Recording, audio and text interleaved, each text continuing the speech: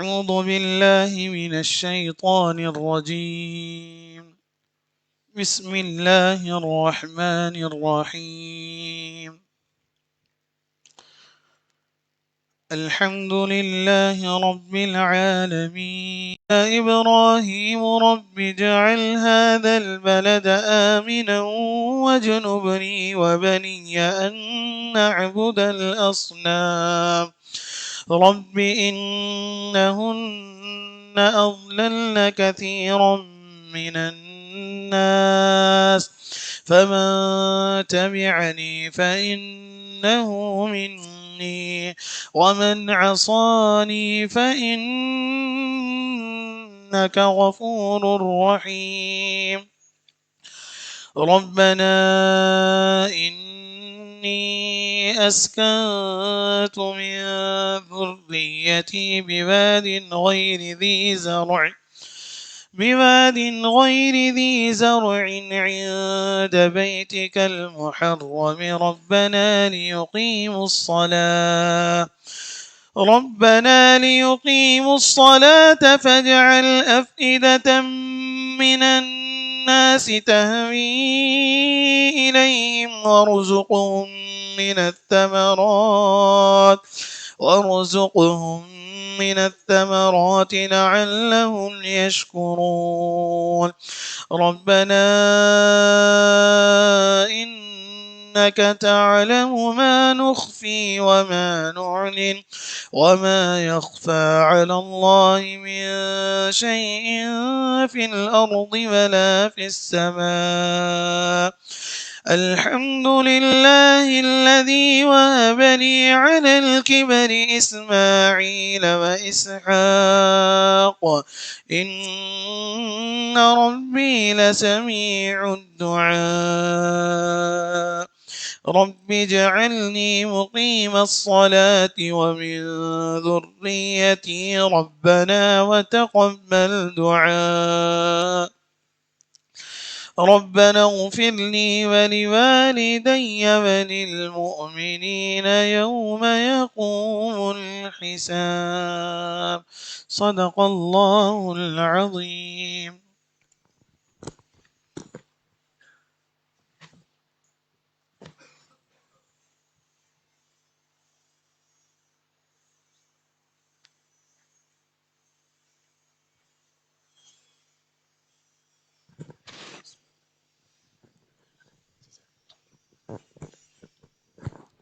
جزاک اللہ. السلام علیکم ورحمۃ اللہ وبرکاتہ.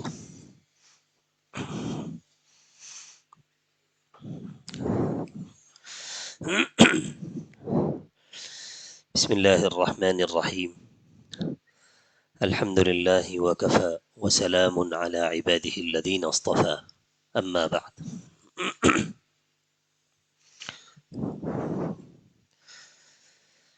آج اصل درس شروع کرنے سے پہلے کچھ باتیں ذکر کرنی ہیں انشاءاللہ. اس کے بعد پھر باضابطہ درس بھی پڑھ کر سنایا جائے گا. آج کے درس کا عنوان ہے لطائف کی نسبت.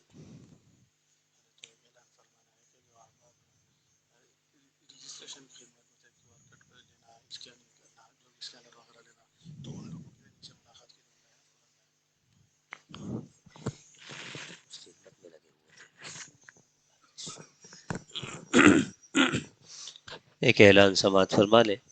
جو حضرات رجسٹریشن وغیرہ کی خدمت میں لگے ہوئے تھے، لوگوں کے کیو آر کوڈ اسکین کرنا اور ان کا سارا اگلا مرحلہ مکمل کر کے دینا، تو اس خدمت پر جو عملہ لگا ہوا تھا اب ان کی حضرت سے ملاقات کی باری ہے. تو وہ حضرات جو ہیں وہ پہنچ جائیں تاکہ ان کی ملاقات ہو جائے. ٹھیک ہے. اسی طرح کچھ متفرق باتیں ہیں جن کا ہمارے سامنے آنا شاید ضروری ہو یا کم از کم بہتر اور مناسب ہے. یہاں بیٹھنے کی ترتیب جو ہوتی ہے اس میں کہیں نہ کہیں ہو سکتا ہے کہ انتظامی طور پر ہی صحیح اس کا خیال رکھا جاتا ہو کہ جس کا جو بستر ہے وہ وہیں بیٹھے. تو اچھی بات ہے، اس میں کوئی حرج کی بات نہیں ہے. البتہ تھوڑا سا اس کا خیال رکھیں کہ اس ترتیب سے بیٹھنے میں آداب مجلس کی رعایت بھی ملحوظ رہے، ایسا نہ ہو کہ اس کے خلاف کوئی کام ہو۔ باقی سارے لوگ سمجھدار ہیں، اب اس کی مزید وضاحت کی ضرورت نہیں کہ ادب مجلس میں کیا کیا چیزیں شامل ہیں، خصوصاً جب کہ وہ دینی مجلس ہو۔ میں نے یہ نہیں کہا کہ اٹھ کر آگے بیٹھیے، بلا تکلف وہیں بیٹھ سکتے ہیں، بس اپنی نشست میں وہ وقار باقی رکھیے یا لے آئیے جو ادب مجلس کے مطابق ہو۔ ایک بات، ظہر سے پہلے ایک صاحب ماشاءاللہ مسلسل لگ بھگ گھنٹے بھر سے زائد تک نیچے لوگوں کو متوجہ کرتے رہے، ارے بھائی اٹھو، اوپر مجلس ہو رہی ہے، اوپر قرآن کریم کی تعلیم ہو رہی ہے، چلو۔ اور تو بہرحال تو بعض لوگوں کو میں نے دیکھا کہ مسکرا بھی رہے ہیں، لیکن اتنی ترغیب کے باوجود بھی لگ بھگ شاید سارے لوگ نہیں آ سکے یا نہیں آئے۔ خیر، اللہ تعالیٰ ان کو تو ان کے عمل کا اجر ضرور انشاءاللہ عطا فرما دیں گے، انہوں نے یقیناً اخلاص سے انشاءاللہ کیا ہوگا۔ تو اس وقت کی بھی مجلس میں کہتے ہوئے تکلف ہوتا ہے کہ یہ منہ و مسور کی دال، لیکن بات میری نہیں ہے، بات ظاہر ہے کہ حضرت کی پڑھ کر سنائی جا رہی ہے، بہت اہم اسباق ہیں۔ میں دیکھتا ہوں بعض وہ حضرات جن کے یقینی طور پر وہ اسباق چل رہے ہوں گے جہاں تک اس کتاب کے مضامین پہنچے بھی نہیں ہیں۔ حضرت نے اخیر میں جا کر یہ بات کہہ دی کہ میں نے 11ویں سبق کو تو بہت اچھی طرح کھول دیا، اس سے آگے پھر سب کے سامنے کھولنا مناسب نہیں ہے، جن کے اسباق چلیں گے آگے ان کے سامنے کھولوں گا انشاءاللہ۔ تو ایسے افراد بھی بعضے یہاں شریک رہتے ہیں، حالانکہ اگر دیکھا جائے کہ جسے ضرورت نہیں ہے تو انہیں ضرورت نہیں ہوگی، انہیں کیا ضرورت ہے کہ بھائی ابتدائی 7 اسباق اور 9 اسباق کی تفصیل بار بار سنیں، لیکن بہرحال یہ ان کا جذبہ ہے، اخلاص ہے، ادب ہے کہ اس کے باوجود وہ حاضر رہتے ہیں۔ اور بعضے وہ شاید جن کو ان سے زیادہ ضرورت ہوگی وہ ہو سکتا ہے غائب رہتے ہوں۔ تو اس لیے اپنا نفع نقصان خود سامنے رکھنا چاہیے۔ ایک بات اور، تو اس لیے تھوڑا سا ساتھیوں کو متوجہ بھی کرنا چاہیے، خصوصاً جو نئے ساتھی آئے ہیں، اگر وہ بے توجہی کا شکار ہو رہے ہیں تو محبت کے ساتھ انہیں متوجہ کریں کہ بھائی آئیں، ان مجالس میں ظہر سے پہلے کی بھی ظہر کے بعد کی شرکت کریں، آپ کے ہی فائدے کے لیے کی جا رہی ہیں۔ اللہ تعالی ہم سب کو توفیق نصیب فرمائے اور نفع بھی حاصل کرنے کی توفیق دے۔ اسی طرح ایک بات اور ذکر کرنی ہے، اعلان کے قبیل سے ہے لیکن بات مثال سے ہو تو زیادہ سمجھ میں آ جاتی ہے۔ اوقاع فی النفس جس کو کہتے ہیں، اتنا بڑا مجمع آنے والا تھا، بڑے انتظامات ہوئے، سب کچھ ہوا۔ انہی انتظامات میں سے ایک جسمانی تقاضے کا انتظام ہے کہ بھائی انہیں بھوک لگے گی تو کھانا بننا چاہیے۔ ہم میں سے کسی نے بھی عرضی نہیں ڈالی تھی کہ بھائی میں آؤں گا تو کھانا ضرور بنائیے گا، معلوم ہے بھائی آئیں گے تو جب بھوک کا وقت ہوگا تو کھانا ضرور کھائیں گے۔ ہم سے کچھ لیا بھی نہیں گیا، حتیٰ کہ عام مجالس کی طرح ٹوکن تک کی بات نہیں کی گئی، مفت میں ہمیں کھانا بنا کر فراہم کیا گیا۔ اللہ تعالیٰ جزائے خیر عطا فرمائے منتظمین کو۔ لیکن اس کے باوجود آپ دیکھتے ہیں کہ جب وقت ہو جاتا ہے کھانے کا تو بعض احباب ایسے ہوتے ہیں جن سے کہنا پڑتا ہے بھائی کھانا کھا لیجئے، حالانکہ ان کے کہنے پر نہ کھانا بنایا گیا تھا، نہ منع کیا جائے تو ایسا نہیں ہے کہ وہ نہیں کھائیں گے، تب بھی کھائیں گے، لیکن صحیح وقت میں صحیح طریقے سے صحیح جگہ پر پہنچ کے کھانا، یعنی کسی بھی کام کو کرنا یہ ضروری ہوتا ہے۔ بالکل اسی طرح میرے دوستو ہماری جو روحانی ضرورت ہے اور روحانی غذا، اس کا انتظام بھی ماشاءاللہ موجود ہے، اسٹال لگا دیا گیا ہے۔ حضرت پیر صاحب رحمہ اللہ کی بہت سی کتابیں وہاں مہیا کر دی گئی ہیں، کاہے کے لیے؟ اسی لیے نا کہ سالکین آئیں گے تو ہو سکتا ہے اتنا بڑا اسٹاک اور اتنی بہت سی کتابیں متفرق موضوعات کی ایک جگہ انہیں کہاں ملیں گی؟ سب کی دسترس میں نہیں ہوتی ہیں، جن کو معلومات ہوتی ہے وہ آرڈر کرے تو الگ بات ہے۔ بالکل اسی طرح کتاب میلے لگائے جاتے ہیں نا کہ لوگ آتے ہیں اور دنیا جہان کی کتابیں وہاں اکٹھا پاتے ہیں، تو بعضے وہ اچھے پڑھے لکھے بھی کہتے ہیں ارے اس کے بارے میں تو مجھے معلوم ہی نہیں تھا، وہ تو مجھے کتاب میلے سے پتہ چلی۔ تو یہ علم میں اور نفع میں اضافے کا ذریعہ ہوتا ہے۔ بالکل اسی طرح وہ اسٹال لگا دیا گیا ہے، لیکن اعلان بھی کرنا پڑ رہا ہے کہ بھائی کتابوں کا اسٹال لگ گیا ہے، اب جائیے دیکھیے اور کتابیں لیجئے۔ اللہ ہم سب کو توفیق نصیب فرمائے۔ تو وہ ہمارے ہی لیے لگا ہے، بہت قیمتی چیز ہے وہ، اس میں ضرور جائیے۔ یہ نہیں کہ ایک دم سے مجمع لگا لیں اور میلہ ہی بنا لیں، ہاں اچھے مقصد سے جائیں، کتابیں دیکھیں اور کچھ نہ کچھ ضرور حاصل کریں۔ سب اعلان کر لیجئے۔ مہاراشٹر کے احباب کی ابھی ملاقات ہونے والی ہے، جن کی ملاقات خدمت کے عنوان سے یا پھر نگرانی کے عنوان سے ہو گئی ہے، آئی ڈی کارڈ ان کا اسکین ہو گیا ہے، ان کے علاوہ جو مہاراشٹر کے ساتھی ہیں وہ چلے جائیں، آئی ڈی کارڈ ساتھ لے کر جائیں۔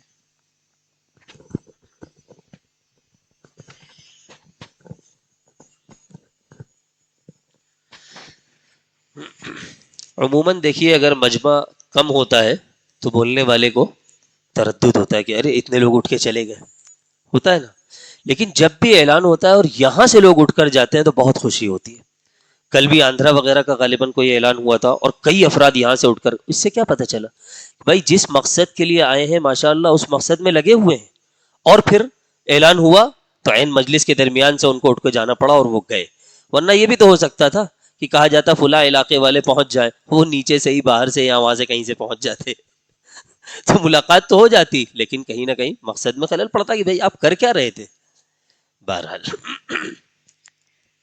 ایک آخری بات درس سے پہلے، یہ شاید تھوڑی سی طویل ہو جائے، نہیں ایک بات اور ہے، وہ یہ کہ ابھی ظہر سے پہلے کے درس میں حضرت مفتی صہیب صاحب دامت برکاتہم حفظہ اللہ ورعاہ نے ایک بات ذکر فرمائی. دیکھیے وہ ٹھہر گئے ہیں سننے کے لیے کہ بھائی میرا نام لے لیا گیا ہے. بہرحال مفتی صاحب ایک بات ہے ضمنی، تو ظاہر ہے کہ وہی صاحب القول ہیں، وہ چاہیں تو اپنے قول کی زیادہ بہتر وضاحت کر سکتے ہیں، اور خصوصاً جب وہ موجود ہیں تو کسی اور کو آرا بھی نہیں کہ گفتگو کرے. لیکن مجھ سے کہیں نہ کہیں گویا مجھے تھوڑا سا مکلف کیا گیا کہ میں اس موضوع پر کچھ گفتگو کر لوں تو شاید بہتر ہو، اللہ تعالیٰ میرے لیے بھی نافع بنائے، آپ کے لیے بھی. حضرت نے ایک بات ارشاد فرمائی، بالکل درست ارشاد فرمائی، برمحل اور برموقع ارشاد فرمائی کہ احادیث مبارکہ میں غنہ اخفا وغیرہ نہیں ہے. اس سے بعض لوگوں کو انقباض ہو گیا، اشکال ہو گیا کہ کیسے نہیں ہے احادیث مبارکہ میں غنہ اخفا وغیرہ کیسے نہیں ہے، اور اگر نہیں ہے تو ہم کر کیوں رہے ہیں؟ اگر نہیں ہے تو ہم کر کیوں رہے ہیں؟ اور جب ہم کر رہے ہیں تو کیسے یہ بات کہی جا سکتی ہے کہ نہیں ہے؟ تو تھوڑا سا کبھی کبھار باتوں کو سمجھنے میں دو جہتیں ہوتی ہیں، ایک چیز کی فرق ہو جاتا ہے. دیکھنا پڑتا ہے اس بات کس چیز کا کیا جا رہا ہے، نفی کس چیز کی جا رہی ہے، کس چیز کے بارے میں کہا جا رہا ہے وہ ہے، اور کس چیز کے بارے میں کہا جا رہا ہے کہ وہ نہیں ہے.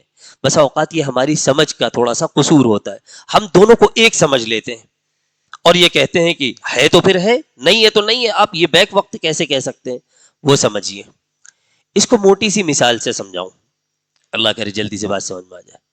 مثلا یہ سمجھیے کہ ایک آیت کریمہ ہے، مشہور بھی ہے، اعوذ باللہ من الشیطان الرجیم بسم اللہ الرحمن الرحیم ان اللہ لا یستحیی ان یضرب مثلا ما بعوضة فما فوقها. ٹھیک ہے نا؟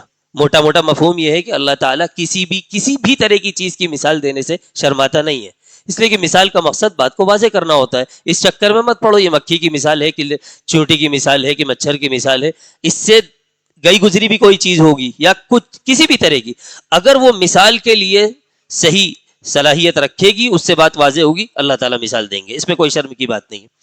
مکے والے چونکہ الٹی سیدھی باتیں کرتے تھے، یہ تو اس کا مفہوم ہو گیا.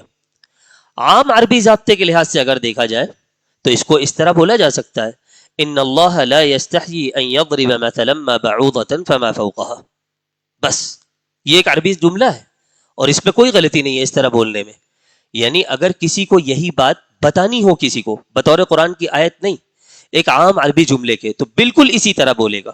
آج ایک عرب بھی یہی کہے گا ان اللہ لا یستحیی ان یضرب مثلا ما بعوضة فما فوقها.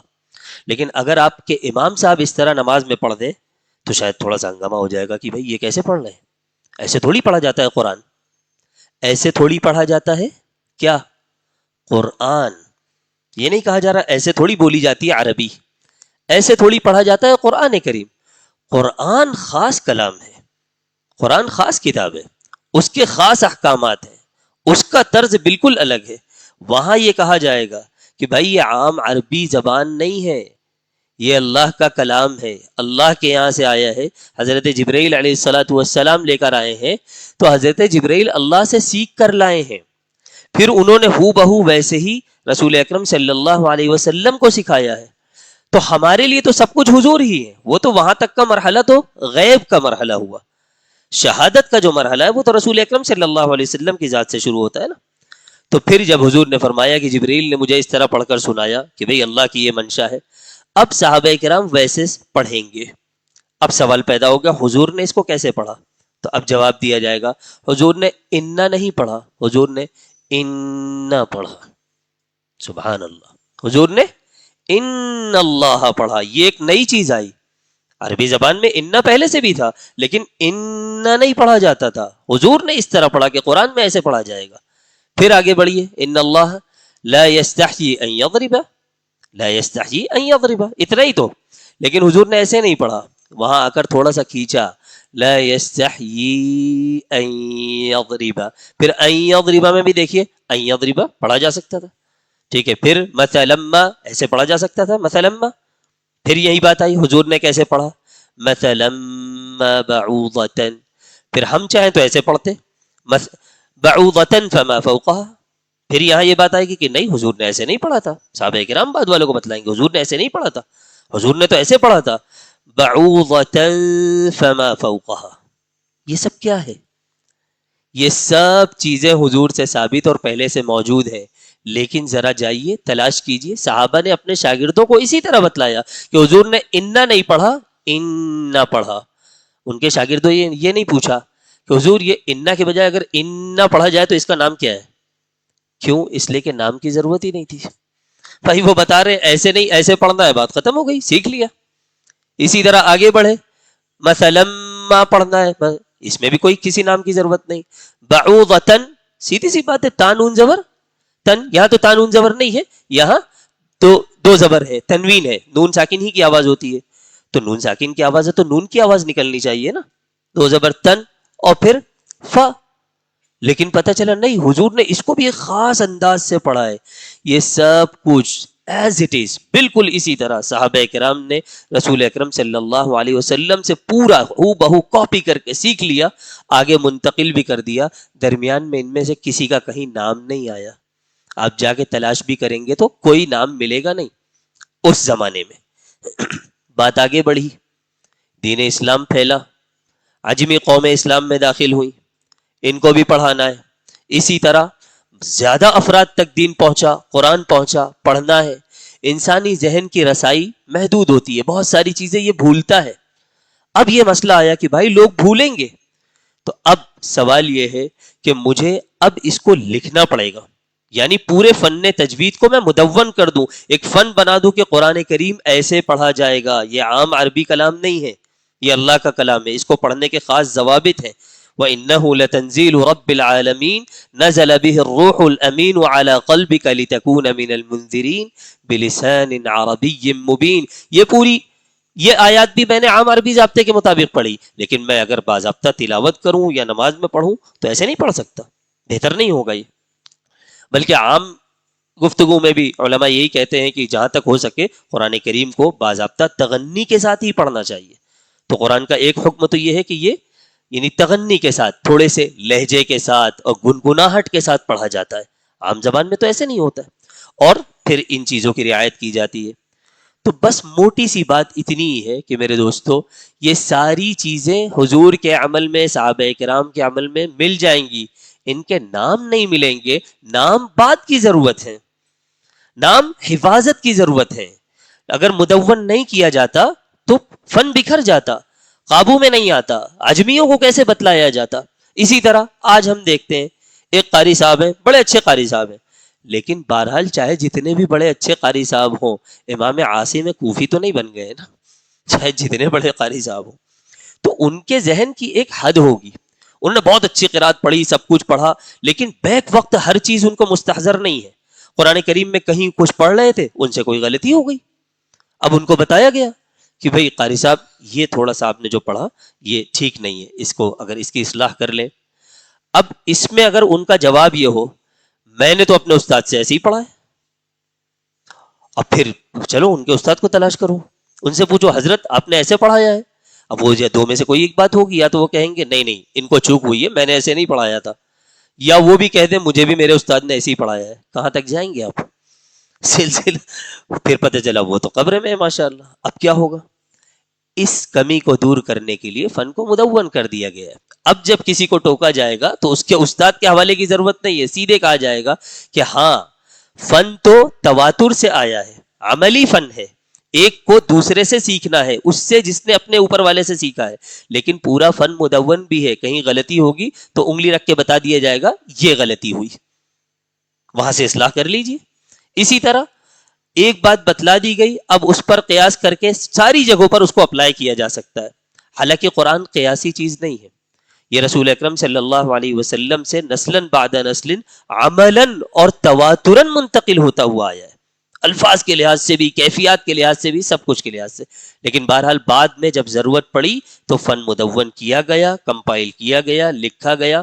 اب سوال بس آخری بات انشاءاللہ، لکھنا تھا مثلا حضور نے انا کو انا نہیں پڑھا، تو سوال پیدا ہوگا پھر کیا پڑھا؟ اب لکھیں گے کیا؟ حضور نے انا پڑھا، ارے انا ہی تو لکھا آپ نے خوب کھینچ کے لمبا سا نون بنا دیا، تو اس سے کیا سمجھا جائے؟ آپ سمجھ رہے میں کیا کہنا چاہ رہا ہوں؟ ارے بھائی غننے کی ایک کیفیت ہے، اس کیفیت کو کیسے ظاہر کریں گے؟ نون لمبا بنا کے نہیں، کیفیت کو لکھا ہی نہیں جا سکتا جب تک اس کے قاعدے نہ مرتب بنا لیے جائے.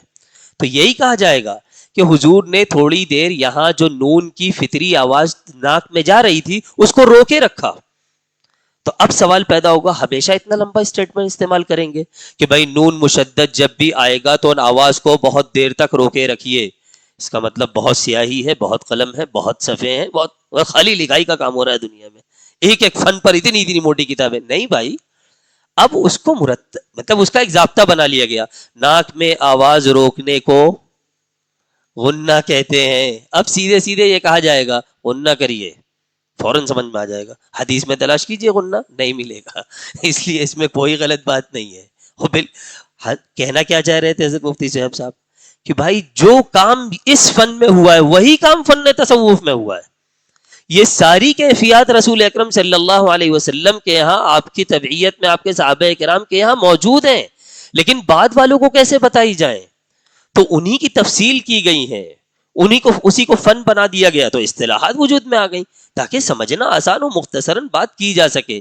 امید ہے کہ بات واضح ہوگی انشاءاللہ، اس سے زیادہ کی انشاءاللہ ضرورت نہیں.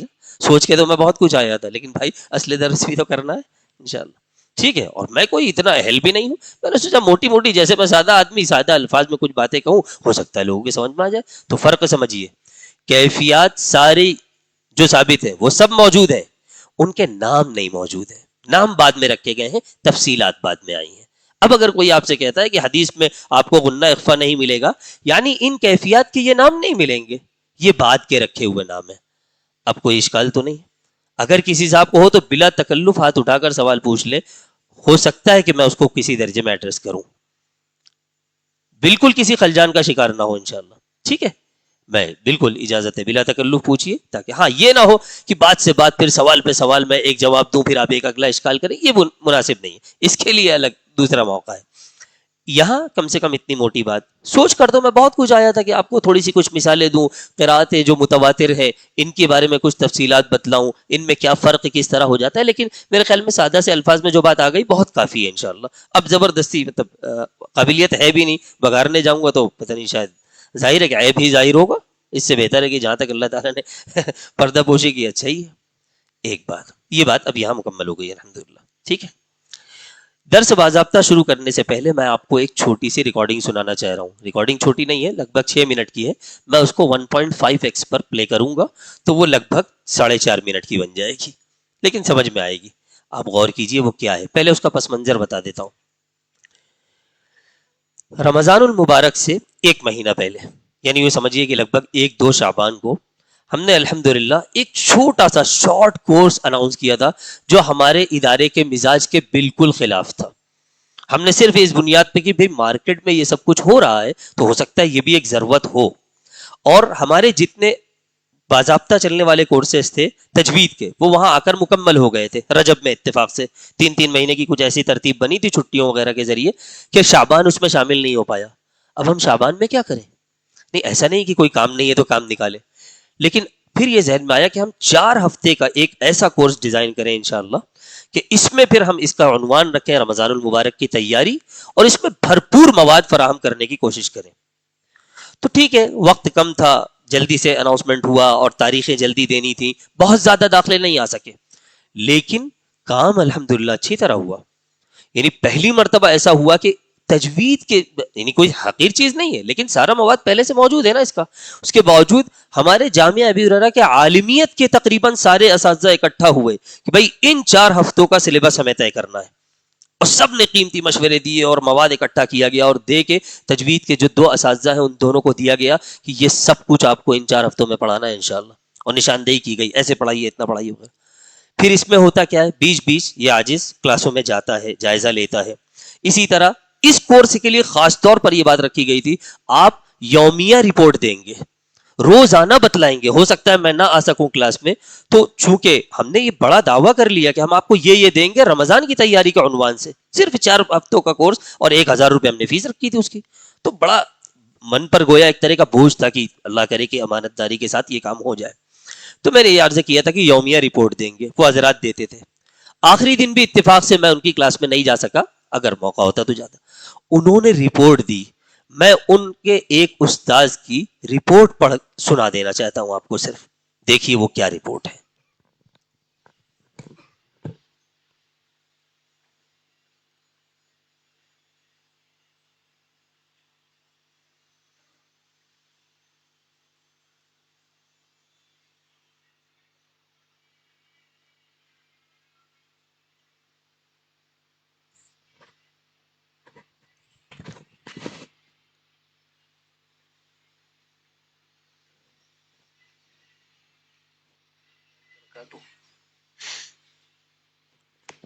السلام علیکم ورحمۃ اللہ وبرکاتہ. آج ہمارے کورس کا آخری دن تھا. الحمدللہ آج ہمارا کورس جو 1 مہینے کا شروع کیا گیا تھا وہ مکمل ہو گیا، پائے تکمیل کو پہنچ گیا. اور جو چیزیں کورس میں شامل کی گئی تھیں، اللہ کے فضل و کرم سے تمام چیزیں پر محیط یہ کورس بحسن خوبی پورا ہو گیا، اور تمام چیزیں طلبہ کے سامنے آ گئیں، ساری چیزوں کو پڑھا دیا گیا.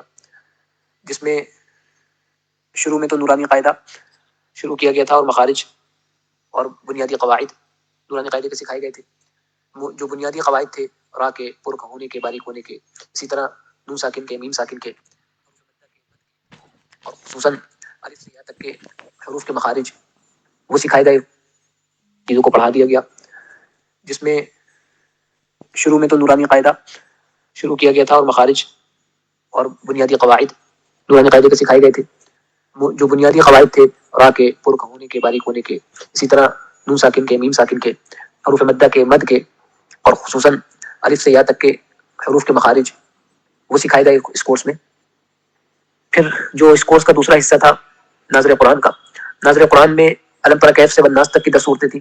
اللہ کے فضل و کرم سے یہ صورتیں تو مکمل ہوئی، سورہ فاتحہ کے ساتھ 11 صورتیں مکمل ہوئی ناظر قرآن کی. مزید ناظر قرآن میں کچھ طلبہ کا آدھا پارہ بھی ہو گیا. جو 10 صورتیں تو پڑھا کر ناظر قرآن، یعنی کہ پہلے ان کو پڑھایا جاتا تھا پھر ان سے سنا جاتا تھا، لیکن علم تر کیف کے بعد جو اضافی اس کورس میں، پھر جو اس کورس کا دوسرا حصہ تھا ناظر قرآن کا، ناظر قرآن میں علم تر کیف سے والناس تک کی 10 صورتیں تھیں. اللہ کے فضل و کرم سے یہ صورتیں تو مکمل ہوئی، سورہ فاتحہ کے ساتھ 11 صورتیں مکمل ہوئی ناظر قرآن کی. مزید ناظر قرآن میں کچھ طلبہ کا آدھا پارہ بھی ہو گیا. جو 10 صورتیں تو پڑھا کر ناظر قرآن، یعنی کہ پہلے ان کو پڑھایا جاتا تھا پھر ان سے سنا جاتا تھا، لیکن علم تر کیف کے بعد جو اضافی ناظر قرآن کہہ سکتے ہیں، اس میں طلبہ سے صرف سنا گیا ہے اور ان کی غلطیوں کی اصلاح کی گئی ہے. جس میں کچھ ایک آدھ طلبہ کا آدھا پارہ تقریباً مکمل ہوا، ایک آدھ طلبہ کا پاؤ پارہ مکمل ہوا، پاؤ پارے سے کچھ زائد ہوا، اور کچھ طلبہ کا اس سے کچھ کم ہوا. تیسرا جو حصہ تھا ہمارے کورس کا ترجمہ قرآن کا، وہ ترجمہ قرآن بھی ترجمہ قرآن 10 صورتوں کا تھا. سورہ فاتحہ ملا کر 11 صورتوں کا ترجمہ قرآن مختصر تفسیر کے ساتھ بھی الحمدللہ مکمل ہو گیا. ہمارے کورس کا چوتھا حصہ تھا نماز اور اس سے متعلق مسائل. اس میں پہلے پاکی اور ناپاکی کے مسائل بتائے گئے، وضو کے فرائض، وضو کے نواقض، غسل کے فرائض، غسل کے نواقض، اس کے بعد نماز کے شرائط، نماز کے ارکان، نماز کے واجبات، پھر نماز کی سنتیں، سنت طریقے پر نماز پڑھنے کا طریقہ، با جماعت نماز پڑھنے کا طریقہ، وطر کی نماز، جمعے کی نماز، عیدین کی نماز۔ الحمدللہ نماز کے تعلق سے یہ تمام مسائل کو لیا گیا اور اس پر اطمینان بخش طریقے پر طلبہ کو اس کی تعلیم دی گئی۔ اسی طرح کلمات نماز یعنی تکبیر تحریمہ سے لے کے سلام پھیرنے تک کہ تمام کلمات، ثنا، تسبیح، تحمید، تسمیع اور تشہد، درود شریف، دعائے معصورہ، دعائے قنوت، ان تمام چیزوں کو پڑھایا گیا اور طلبہ سے سنا گیا، اور اس میں جو غلطیاں تھیں اس کی اصلاح کری گئی۔ پھر تراویح کی نماز کا طریقہ، پھر اس کے بعد روزے کے مسائل، روزے کن لوگوں پر فرض ہیں، کن لوگوں کے لیے روزہ رکھنا ضروری ہے، کن لوگوں کے لیے روزہ چھوڑنے کی اجازت ہے، کس پر روزے کی قضا ضروری ہے، کن لوگوں پر کفارہ واجب ہوتا ہے، قضا اور کفارے کی تفصیل کیا ہے، اس پر بھی وضاحت کے ساتھ گفتگو ہوئی۔ الحمدللہ کافی بنیادی مسائل روزے کے تعلق سے بھی طلبہ کے سامنے آئے۔ پھر روزے کے بعد اعتکاف کے متعلق کچھ گفتگو ہوئی۔ اعتکاف میں سنت اعتکاف، نفل اعتکاف، سنت موقتہ اعتکاف، اعتکاف کرنے کا طریقہ، اعتکاف کے دن، ان تمام چیزوں پر بھی گفتگو ہوئی الحمدللہ۔ اس پر آنے والے سوالات کے جوابات تقریباً سبھی ٹاپک میں، سبھی سبجیکٹ میں جو طلبہ کی طرف سے سوالات آئے، مسائل میں، اسی طرح نماز میں، کلمات نماز میں یا روزے میں، تراویح میں، ان تمام میں جو سوالات آتے گئے اس کے جوابات بھی دیے جاتے رہے۔ پھر اذان اور اقامت کہنے کا طریقہ، اذان کے کلمات، اقامت کے کلمات طلبہ سے کہلوائے گئے ساتھ میں، اور اس کی تصحیح کرائی گئی، کہاں کہاں غلطیاں کرتے ہیں مؤذن اور مکبر حضرات، اس کی بھی نشاندہی کری گئی۔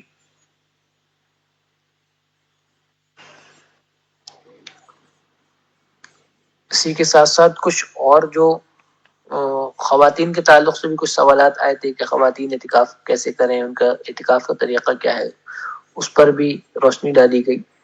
الحمدللہ کورس بہت اچھا رہا، طلبہ کافی مطمئن رہے، طلبہ کے تاثرات بہت پازیٹیو رہے، مثبت رہے، اور بہت مطمئن ہو کر طلبہ رخصت ہوئے ہیں۔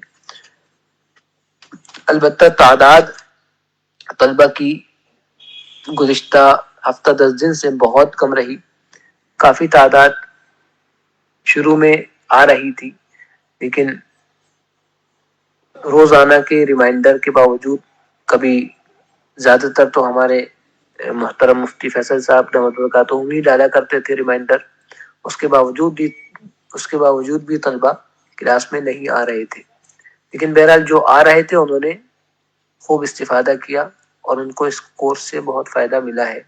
امید ہے یہ کورس ہم سب کے لیے صدقہ جاریہ بنے گا اور جامعہ کے لیے ایک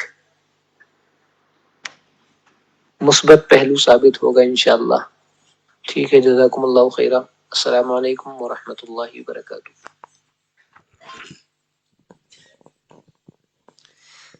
تو وقت تھوڑا سا زیادہ لگ گیا، اس لیے کہ 1.5 پہ پلے کر رہا تھا، تو ہر بندہ ہر ایک کی آواز سے مانوس نہیں ہوتا۔ ہم لوگ بہت کچھ باتیں انسیت کی وجہ سے سمجھ پاتے ہیں، چونکہ یوز ٹو ہوتے ہیں اس آواز سے۔ مثلاً ایک حافظ ہوتا ہے، کتنی ہی تیز پڑھا جا رہا ہو، وہاں سے قریب سے گزرتا ہے، فوراً سمجھ جاتا ہے اچھا وہاں سے پڑھ رہے ہیں، اللہ یہ کہ اس کی حد ہی پار کر رکھی ہو تو الگ بات ہے، ٹھیک ہے۔ تو لیکن عام آدمی نہیں سمجھ سکتا۔ اسی طرح میرا بیٹا میرے پاس ایک چھوٹا سا اتنا سا قرآن کریم لے کر آیا، کہیں سے مل گیا ہوگا اس کو، کسی رشتہ دار نے دے دیا کہ یہ دیکھیے اب بھی یہ، تو میں نے دیکھتے ہی قصداً صرف اس سے اتنا ہی کہا بطور چیلنج کہ میں الحمدللہ اس کو دیکھ کے بھی پڑھ سکتا ہوں، حالانکہ وہ اتنا سا، لیکن ظاہر ہے کہ میں دیکھ کے کیوں پڑھ سکتا ہوں، کیونکہ میں الحمدللہ حافظ ہوں. مجھے کسی بھی سطر، یعنی کہیں سے ایک سطر بھی، اگر ایک لفظ بھی سمجھ میں آ گیا تو اس کے آگے میں پڑھ لوں گا. تو اس نے پھر میرا امتحان بھی لیا، چلیے کھولیے، ہاں 1 منٹ پہلے مجھے دکھائیے اس کا پہلا لفظ کیا ہے، اور میں نے بتایا اب پڑھیے یہاں سے. تو بہرحال تو خیر یہ بات یہ اس لیے عرض کی کہ اس لیے مجبوراً جو اصل اسپیڈ تھی اس پر چلانا پڑا، وقت تھوڑا زیادہ لگ گیا، اس کے لیے معذرت. لیکن ایک تھوڑی سی یہ جھلکی میں عام حضرات کو دکھانا چاہ رہا تھا کہ الحمدللہ اب حضرات کے فائدے کے لیے کام ہو رہا ہے، اور اللہ کے کرم اور توفیق سے قاعدے سے کام ہو رہا ہے الحمدللہ. اب یہ ہے کہ اس کے باوجود آپ دیکھیے خود انہوں نے شکوہ کیا کہ شروع میں طلبہ آ رہے تھے، روزانہ ریمائنڈر بھی ڈالا جا رہا ہے، پھر بھی اب کسی کی مصروفیت اور کچھ نہ کچھ، حالانکہ اتنی قیمتی چیز 4 ہفتے میں بہت کچھ الحمدللہ دیا گیا، لیکن لینے والوں نے لیا اور بعض بیچارے اس حد تک نہیں لے سکے. یہی حال میرے دوستو یہاں بھی ہوتا ہے. آنے کو تو بہت سارے لوگ آ گئے ہیں، لیکن سب یکساں حالت سے نہیں جائیں گے. اللہ ہم سب کو یہاں سے خوب اکتساب کر کے جانے کی توفیق نصیب فرمائے. خیر اب اس میں تھوڑا سا کنسیشن ہو سکتا ہے، ہوگا کہ دیکھتے ہیں، اگر مکمل ہو گیا تو اچھی بات ہے. حالانکہ میں نے دیکھا تھا درس تھوڑا سا طویل ہے، لیکن جہاں تک ہو سکے گا وقت کے اندر جو گنجائش ہوگی کر لیں گے انشاءاللہ. آپ حضرات نے بہت توجہ سے اور قدر صبر سے باتیں سنی، ان کے لیے بہت شکر گزار ہوں. اب باضابطہ درس شروع کیا جا رہا ہے. آج کے درس کا عنوان ہے لطائف کی نسبت. الحمدللہ وکفى وسلام علی عباده الذین اصطفى، اما بعد. اعوذ باللہ من الشیطان الرجیم، بسم اللہ الرحمن الرحیم. وفی انفسکم افلا تبصرون. سبحان ربک رب العزة عما يصفون وسلام على المرسلين والحمد لله رب العالمين. اللهم صل على سيدنا محمد وعلى آل سيدنا محمد وبارك وسلم. اللهم صل على سيدنا محمد وعلى آل سيدنا محمد وبارك وسلم. اللهم صل على سيدنا محمد وعلى آل سيدنا محمد وبارك وسلم. انسان عالم خلق اور عالم امر کا مجموعہ ہے. جسم کا تعلق عالم خلق کے ساتھ ہے اور روح کا تعلق عالم امر کے ساتھ ہے. روح کو اللہ رب العزت نے جب اپنے پیارے بندوں پر منکشف کیا تو انہوں نے دیکھا، منکشف کیا یعنی کھول دیا، تو انہوں نے دیکھا کہ اس کا تعلق جسم کی کچھ خاص جگہوں کے ساتھ خاص ہے اور پورے جسم کے ساتھ عام ہے. جن جگہوں کے ساتھ خاص ہے ان کو انہوں نے لطائف کہہ دیا. لطائف کی تعداد، چنانچہ وہ 5 لطائف ہیں اور ان کی جگہ سینے میں ہے: قلب، روح، سر، خفی، اخفا. پھر جسم کو انہوں نے 2 لطائف میں تقسیم فرمایا، یعنی یہ تو عالم امر کے روحانی لطائف ہوئے، اور جسم کو انہوں نے 2 لطائف میں تقسیم فرمایا، ایک انسان کا نفس اور ایک قالب. قالب چونکہ 4 اجزاء سے مل کر بنا ہے، لہذا آگ، پانی، مٹی اور ہوا. 5واں ہو گیا نفس، یعنی قالب کو 4 شمار کیا گیا اور 5واں نفس کو رکھا گیا. تو گویا یہ 5 چیزیں عالم امر کی، یہ 5 چیزیں عالم امر کی اور 5 چیزیں عالم خلق کی. لطائف کی نسبت، ان لطائف کی آپس میں نسبت ہے. قلب کی نسبت نفس کے ساتھ ہے. اب یہاں تو میں نے اشارہ کر دیا، آگے قالب میں الگ الگ اشارے نہیں ہو پائیں گے، وہ بس نام سے سمجھے. اب دیکھیں یہاں بھی نام کی ضرورت پیش آئی، ٹھیک ہے، تو فن آگے بڑھتا ہے تو ناموں کی ضرورت پیش آتی ہے، تفصیلات کی ضرورت پیش آتی ہے. قلب کی نسبت ہے نفس کے ساتھ، روح کی ہوا کے ساتھ، لطیفہ روح کی قالب کے اندر جو ہوا ہے اس کے ساتھ، سر کی پانی کے ساتھ، خفی کی آگ کے ساتھ اور اخفا کی مٹی کے ساتھ. ہمارے اس سلوک میں جو اسباق کی ترتیب ہے وہ یہ کہ ساری دنیا سے بندے کی توجہ ہٹاؤ اور اللہ کے ذکر پر لگاؤ. قلب، روح، سر، خفی، اخفا کا سبق کریں، نفس کا سبق کریں، سلطان الاذکار قالبیہ کا سبق کریں، حتیٰ کہ بندے کے وجود میں اللہ اللہ ہر وقت رہے. اب یہ باقی مخلوق سے تو کٹ گیا، لیکن اس کے اندر جو اللہ اللہ کے ذکر کی ایک لذت، کیفیت، احساس موجود ہے، یہ چیز بھی تو مخلوق ہے. لہٰذا اب ہمارے مشائخ نے اس کو لا الہ الا اللہ کا ذکر کروایا. اس کو کہتے ہیں تحلیل خفی اور تحلیل لسانی، یعنی حبس دم کے ساتھ جو ہوتی ہے تصور کر کر کے وہ تحلیل خفی ہے کہ اس میں بھی تصور کے ساتھ کلمہ پڑھا جا رہا ہے گویا لا الہ الا اللہ، اور پھر اس کے بعد باضابطہ جب زبان سے لا الہ الا اللہ پڑھا جا رہا ہے جو اگلا سبق ہے نواں وہ تحلیل لسانی. تو ان دونوں کے اسباق کرنے سے وہ جو اللہ اللہ کا ایک دھیان تھا، کیفیت تھی، کیفیت کی بات ہو رہی ہے، اللہ اللہ کی نہیں، اللہ اللہ کے ایک دھیان اور کیفیت کی، اس کو بھی محو کر دیا، مٹا دیا، اریز کر دیا، حتیٰ کہ دل کی تختی بالکل صاف کر دی. اب سوال پیدا ہوگا نا، یہ آپ نے اتنا کام کر کے بالکل صاف کاہے کے لیے کیا ہے؟ آگے کے جو مراقبات ہیں ان کے لیے. اس کے بعد اس کو کہا کہ اب تم مراقبہ احدیت کا سبق کرو جو مقام فنا ہے.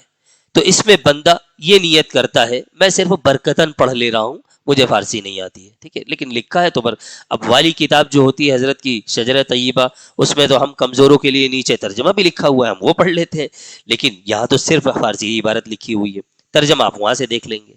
فیض می آید از ذاتے کے مستجمع جمیع صفات کمال است و منزہ از ہر نقصان و زوال است و مورد فیض لطیفہ قلب من است. یہ بہت آسان تھا اس لیے پڑھ لیا ہے، مشکل ہوتا تو شاید پڑھتا بھی نہیں.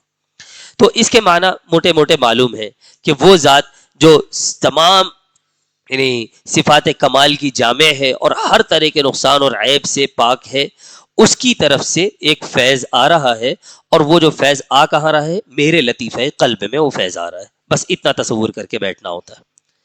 یہ اللہ اللہ کا مراقبہ نہیں ہے، یہ فکر کا مراقبہ ہے. صرف دھیان کر کے بیٹھ جانا ہے اور دیکھو کہ اللہ رب العزت بندے کی سوچ کے مطابق اس کے ساتھ معاملہ فرماتے ہیں. انا عند ظن عبدی بی، میں بندے کے ساتھ اس کے گمان کے مطابق معاملہ کرتا ہوں. اسی طرح دیکھیے حدیث شریف کا کیا برمحل استعمال ہے. فرماتے ہیں، اور حدیث شریف میں آیا وَإِنَّمَا لِكُلِّ امْرِئٍ مَّا نَوَىٰ، اور انسان جو نیت کرتا ہے اس کو وہ ملتا ہے. دیکھو یہ حدیث کیسی کھلتی ہے کہ یہ نیت کر کے بیٹھا ہے کہ تجلیات افعال کا فیض آئے گا تو وہ آ رہا ہے، شیونات کا فیض آئے گا تو وہ آ رہا ہے، تجلیات سلبیہ کا فیض آئے گا، یعنی یہ الگ الگ اسباق میں نیتیں ہوتی ہیں تو وہ آ رہا ہے. اللہ تیری شان، صرف بندے کی سوچ کے اوپر اللہ تعالیٰ کی طرف سے اس جگہ پر فیض آنا شروع ہو جاتا ہے.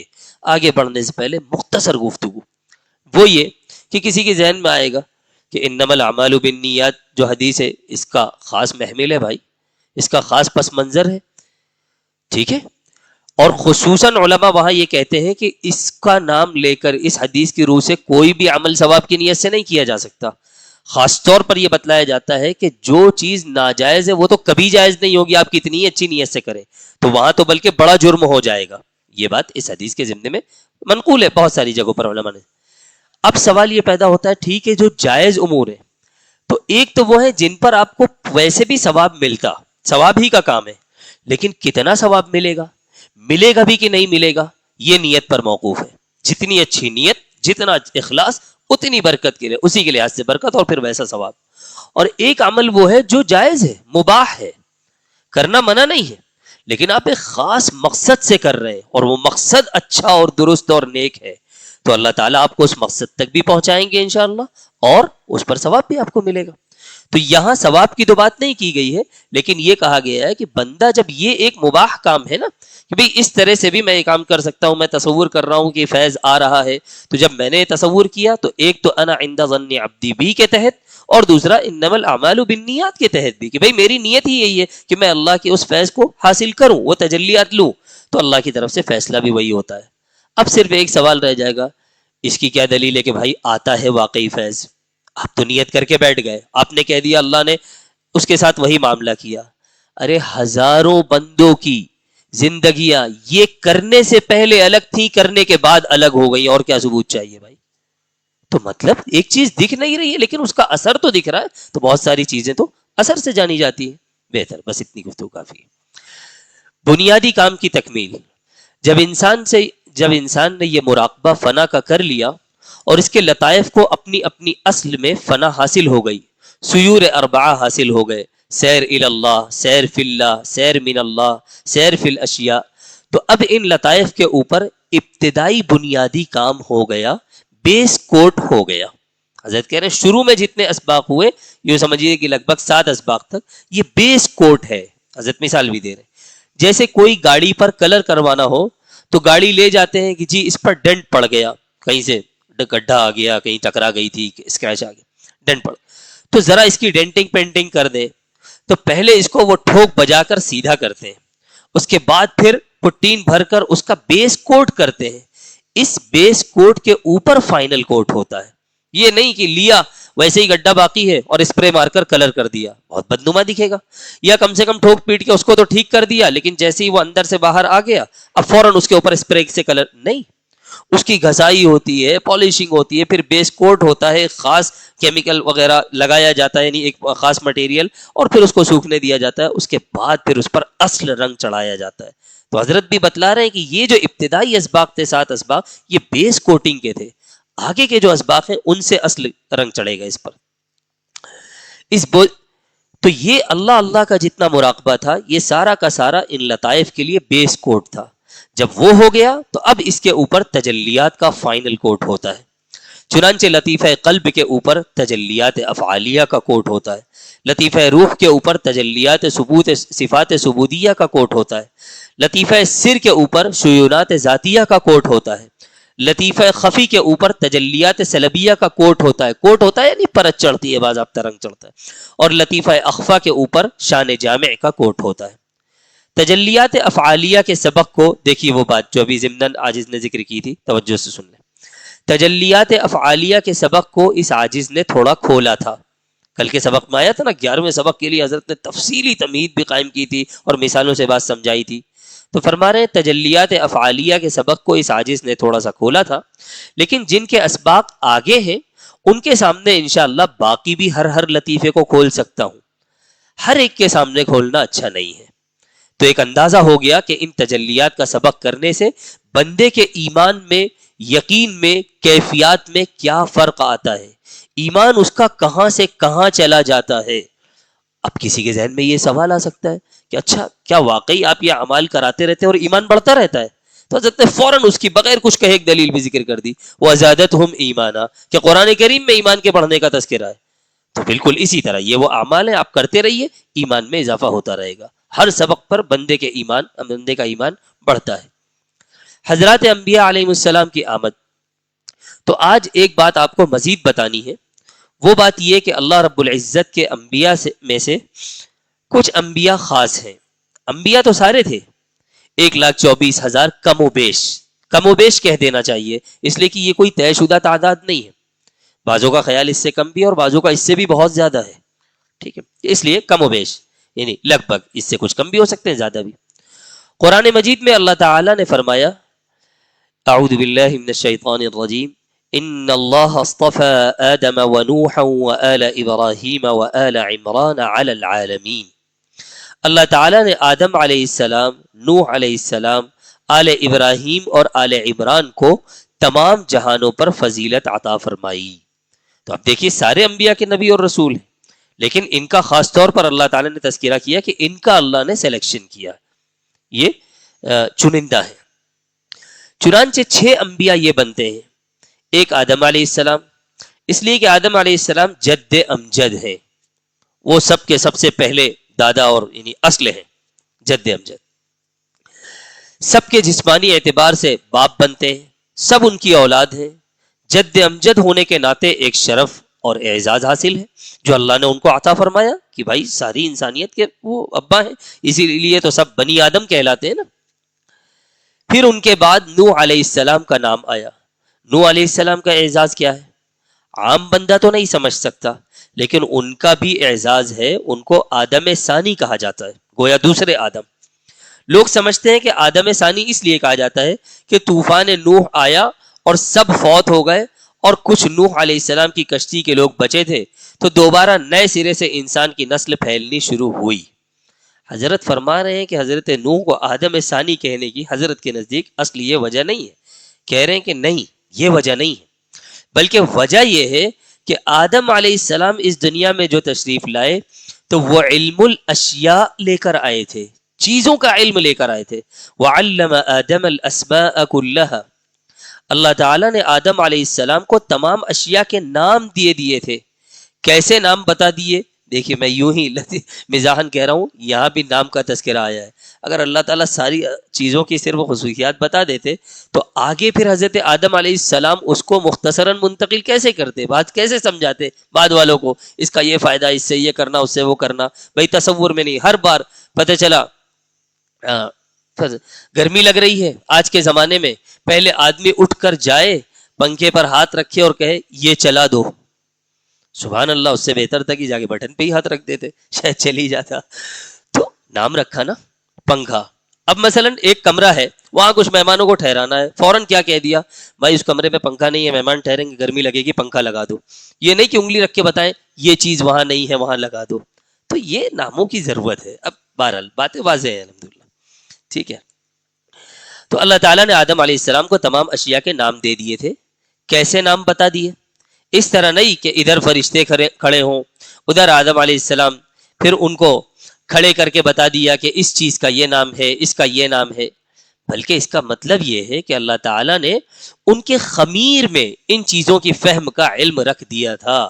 یعنی جس وقت ان کی مٹی کی گندھائی ہوئی ہے، یعنی یہ نام اور یہ علم ان بلڈ تھا ان کا، بائی ڈیفالٹ ان کو یہ چیزیں جیسی ان کے اندر روح پھونکی گئی اور وہ حیات سے متصف ہوئے تو ان کو یہ علم حاصل تھا.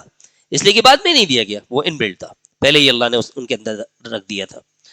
تو ان کے خمیر میں ان چیزوں کی فہم کا علم رکھ دیا، تو اپنی فطرت سے وہ ان چیزوں کے نام پہچانتے تھے. چنانچہ جب آدم علیہ السلام سے پوچھا گیا تو انہوں نے چیزوں کے نام بتا دیے.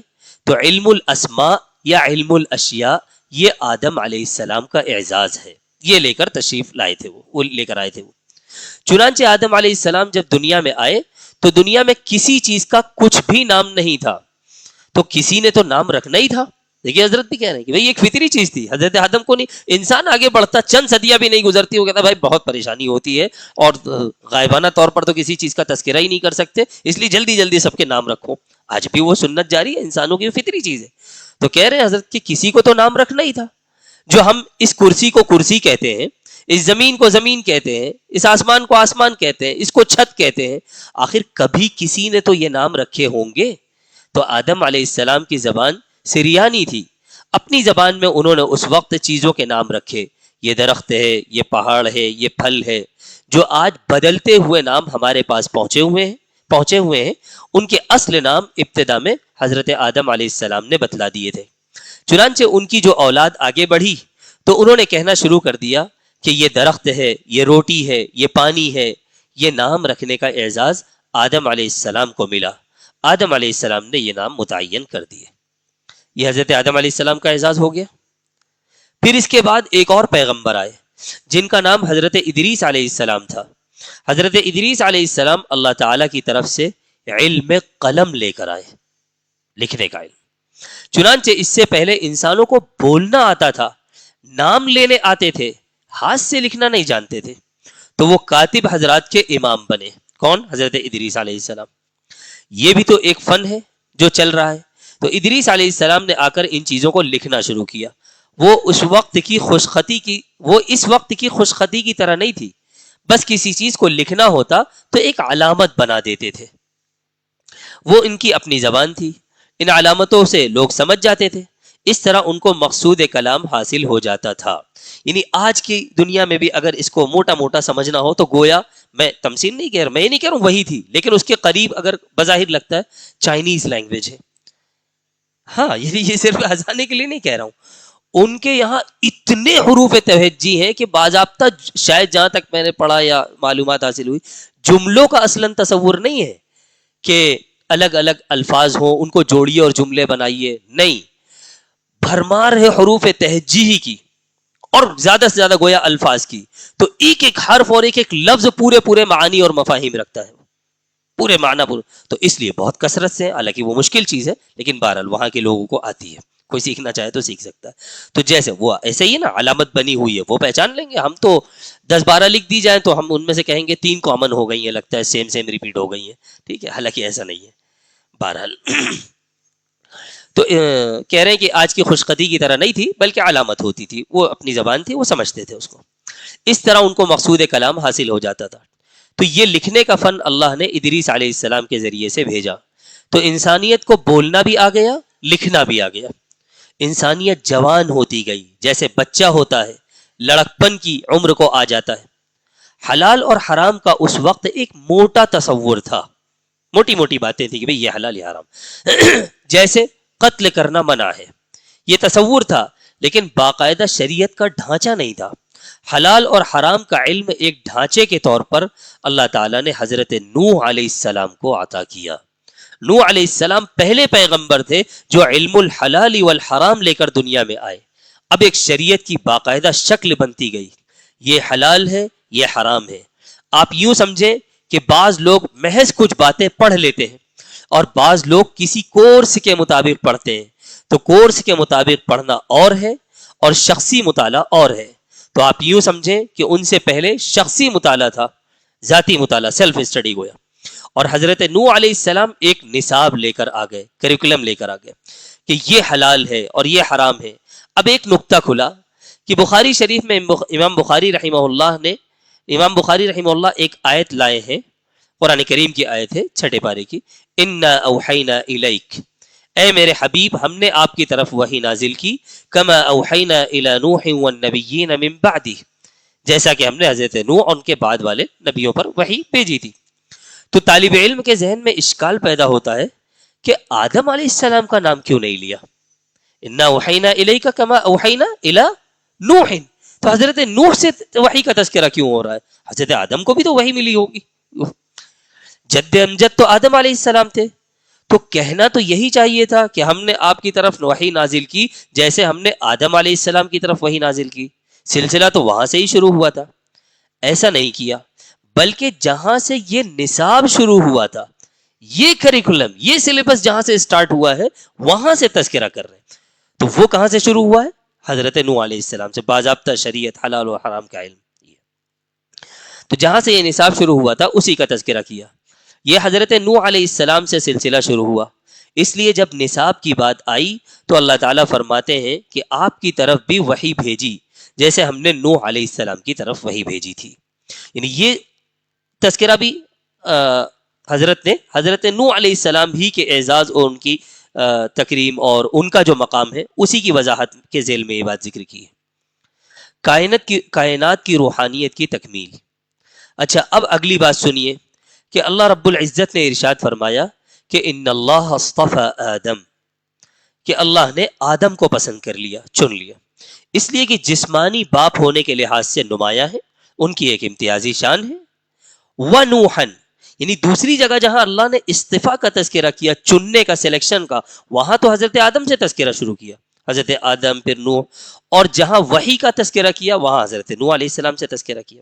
تو یہاں اب دوبارہ چننے کی بات ہو رہی ہے کہ حضرت آدم کو چنا، حضرت نوح علیہ السلام کو چنا، کیونکہ دنیا میں حلال و حرام کی شکل میں اللہ کی شریعت لانے والے وہ ہیں حضرت نوح علیہ السلام، وہاں سے یہ سلسلہ شروع ہوا۔ اس کی مثال ایسے ہے کہ جیسے بچہ پیدا ہوتا ہے تو پہلے دن اس کو ایک کپڑا لپیٹ دیتے ہیں، اتنا سا ہے، اسے کیا سلے ہوئے کپڑے پہنائیں گے، اس کے لیے یہ کپڑا ہی بہت ہے۔ وہ تھوڑا بڑا ہوتا ہے تو اس کپڑے کو اور بہتر کر دیتے ہیں، پھر بہتر کرتے کرتے اس کو ایک کچھا پہنانا شروع کر دیتے ہیں۔ تو اس کا شروع کا لباس بس یہی ہے۔ پھر جب وہ بچہ بڑا ہونا شروع ہو جاتا ہے تو اس کو سب سے پہلے کرتا پہنا دیتے ہیں، مگر وہ کرتا بہت ڈیزائن والا نہیں ہوتا۔ پھر تھوڑا اور بڑا ہوتا ہے تو اس کو ایک پاجامہ نما کوئی چیز پہنا دیتے ہیں۔ اس طرح آہستہ آہستہ اس کا لباس ایک شکل اختیار کرتا ہے۔ زبردست مثال حضرت دے۔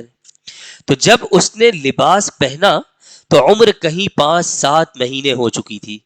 بالکل یہی انسانیت کی مثال تھی کہ جب انسانیت آئی تو شروع میں اس کو ضرورت کے مطابق صرف ایک مختصر لباس مل گیا۔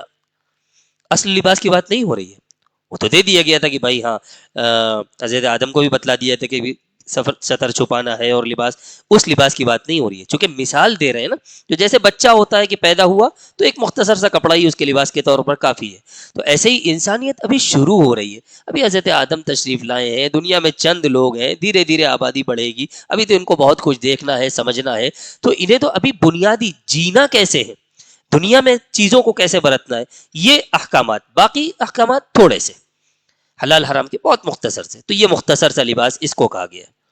پھر حضرت نوح علیہ السلام کے زمانے میں اس کو شریعت کی ایک پوشاک پہنا دی گئی. اب باضابطہ ایک مکمل ڈریس دیا گیا, آؤٹ فٹ, ایک پورا یونیفارم گویا ہو گیا شریعت کا. یہ پہلا لباس تھا. پھر اس کے بعد بچہ بڑھتا رہتا ہے تو اس کے ہر 6 مہینے بعد کپڑے نئے بنتے ہیں. حضرت مسلسل دونوں کو ساتھ ساتھ لے کر چل رہے ہیں کہ بھئی بچے کی مثال سامنے رکھو اور ہر مرحلے پر ادھر فٹ کرتے جاؤ. تو ہر 6 مہینے کے بعد کپڑے نئے بنتے ہیں. اتنا تیزی سے اس کا قد بڑھتا ہے حتیٰ کہ 27 سال کے بعد بندہ ایک ایسی عمر کو پہنچ جاتا ہے کہ اس کا قد اب فکس ہو جاتا ہے. اب ہائٹ نہیں بڑھے گی, ہو گیا. ہاں بعض لوگ ہائٹ نہیں بڑھتی ہے تو اس کو دوسرے طور پر بڑھانے کی کوشش کرتے ہیں, یوں ہی کہہ رہا ہوں مزاحن, یعنی ہائٹ نہیں بڑھے گی, کم از کم بدن میں کمی زیادتی ہو سکتی ہے. ٹھیک ہے, تو حضرت بھی بتلا رہے ہیں کہ اسی طرح انسانیت بھی ایک عمر کو پہنچے گی, وہاں جا کر رکے گی. تو پھر فائنل جو احکامات ہیں وہ آئیں گے. اب اس کی یعنی 27 سال کا جب ہو گیا اور اس کی قد کاٹھی, ہائٹ بالکل فکس ہو گئی, تو اب اس کی شلوار کی اونچائی اور کرتے کی لمبائی ساری عمر کے لیے وہی رہتی ہے, پھر نہیں بدلتے. اب ساری عمر جو ہے درزی کے یہاں وہی سائز چلتا ہے. اب اس کے بعد ہم میں سے اکثر لوگ کیا کرتے ہیں, ٹیلر کو لا کے کپڑا دیتے ہیں, بس لیجئے سل دیجئے گا. یہ کام 16-17 سال کی عمر میں نہیں ہو سکتا کہ پتہ چلا 15 سال کی عمر میں دیا تھا, پھر 17 سال میں لیجئے سل دیجئے گا, تو پھر وہ پہننے کے قابل نہیں رہے گا.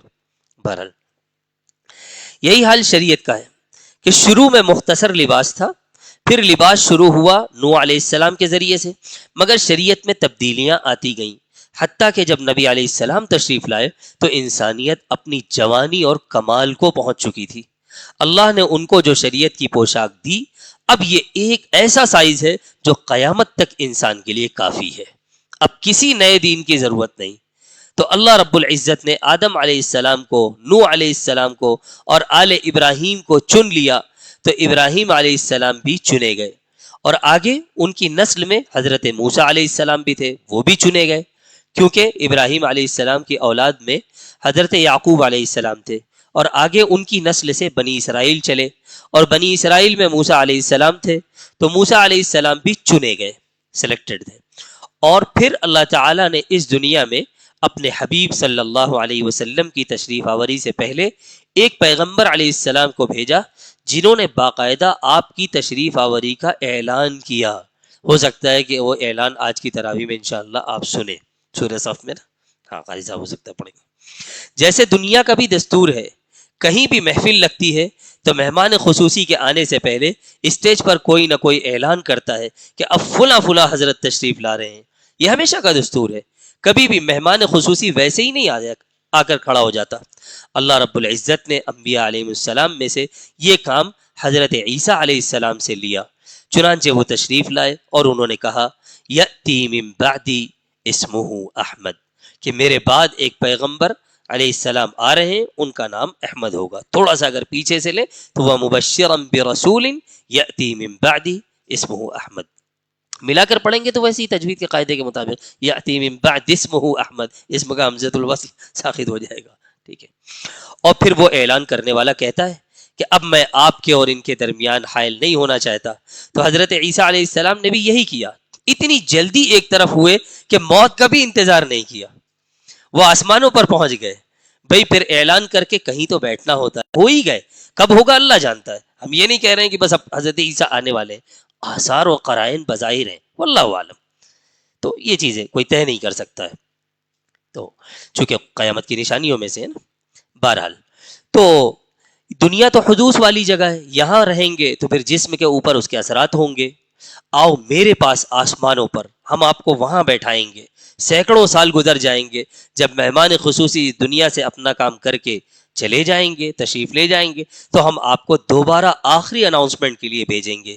لہٰذا ایک وقت آئے گا کہ حضرت عیسیٰ علیہ السلام پھر اس دنیا میں تشریف لائیں گے. ہم سب کا یہی عقیدہ ہے, ٹھیک ہے, اور یہ اہم عقائد میں سے ہے. باقی اس کی تفصیلات میں اس وقت نہیں جانا ہے.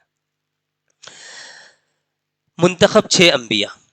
تو اللہ تعالیٰ نے آدم علیہ السلام، نوح علیہ السلام، ابراہیم علیہ السلام، موسیٰ علیہ السلام اور عیسیٰ علیہ السلام، اور پھر حضرت ابراہیم علیہ السلام ہی کی نسل سے سیدنا رسول اللہ صلی اللہ علیہ وسلم کو بھیجا۔ یہ 6 حضرات اللہ کے چنے ہوئے ہیں، ان کی ایک نمایاں حیثیت ہے، اور یہ چیز قرآن پاک سے ثابت ہے۔ اتنا تو قرآن سے ثابت تھا۔ اب بزرگوں کا معاملہ تو مکاشفات پر ہے، البتہ وہ جا کر جوڑتا وہی ہے، کڑی وہیں جوڑتی ہے۔ 5 لطائف اور 5 انبیاء۔ اب یہاں سے بزرگوں کا یعنی اکابرین تصوف کا کام شروع ہوتا ہے۔ 5 لطائف اور 5 انبیاء۔ اچھا، اس میں بھی یہ سمجھیں، بالکل آگے بڑھنے، جیسے شروع میں ہی حضرت نے بتلا دیا تھا، فقہا نے شریعت میں کچھ بنایا نہیں ہے، بلکہ جو ڈھکا چھپا تھا اس کو نکال کے بتایا ہے۔ تو ایسے ہی یہ تو جو علم باطنی ہے اور یہ باطنی کیفیات، یہ صوفیاء کرام نے بنائی نہیں ہے۔ اعتراض تو بنانے پر ہوتا ہے نا، یہ بتائی ہیں۔ ٹھیک ہے، چلیے اب ہمارے مشائخ نے کہا کہ یہ جو 5 لطائف ہیں، ان 6 حضرات میں سے ہر ایک کو کسی خاص لطیفے سے فیض ملا۔ اب آپ سوچیں گے کہ حضرات تو 6 ہیں، لطائف 5 ہیں، جی وہ آگے فٹ ہو جائیں گے۔ چنانچہ آدم علیہ السلام کو جو فیض ملا، اللہ تعالیٰ کی طرف سے ملا، نبی علیہ السلام کے واسطے سے ملا۔ یہ بھی مزے کی بات ہے، آدم علیہ السلام کو فیض دیا اللہ نے، مگر ذریعہ کون بن گئے؟ نبی علیہ السلام۔ دیکھیں بارش کون برساتا ہے؟ اللہ۔ بادل اس کا ذریعہ بن جاتے ہیں۔ اولاد کون دیتا ہے؟ اللہ۔ ماں باپ ذریعہ بن جاتے ہیں۔ تو دلوں کے اندر نور کون دیتا ہے؟ اللہ۔ شیخ مرشد اس کا ذریعہ بن جاتے ہیں۔ تو ذریعہ بننے میں ہمیں کیا اشکال ہو سکتا ہے؟ البتہ ایک بات یہاں کسی کو غلط فہمی نہ ہو، ذریعے سے براہ راست مانگنا نہیں شروع کر دیا جاتا، مانگا جاتا ہے دینے والی ذات سے، پھر اس کی مرضی، جیسے چاہے دے، جس کو چاہے ذریعہ بنائے۔ لیکن اب اس میں آپشن نہیں ہے، رسول اکرم صلی اللہ علیہ وسلم کو حتمی ذریعہ بنایا جا چکا ہے۔ ہاں ان کے آگے پھر شیوخ الگ الگ ہو سکتے ہیں، جس کو اللہ جس سے کی مناسبت دے دے۔ اسی طرح اللہ رب العزت نے تمام انبیاء کو جو فیض دیا تو سید الانبیاء علیہ الصلاۃ والسلام کے واسطے سے دیا، بلا واسطہ فیض نہیں ملا۔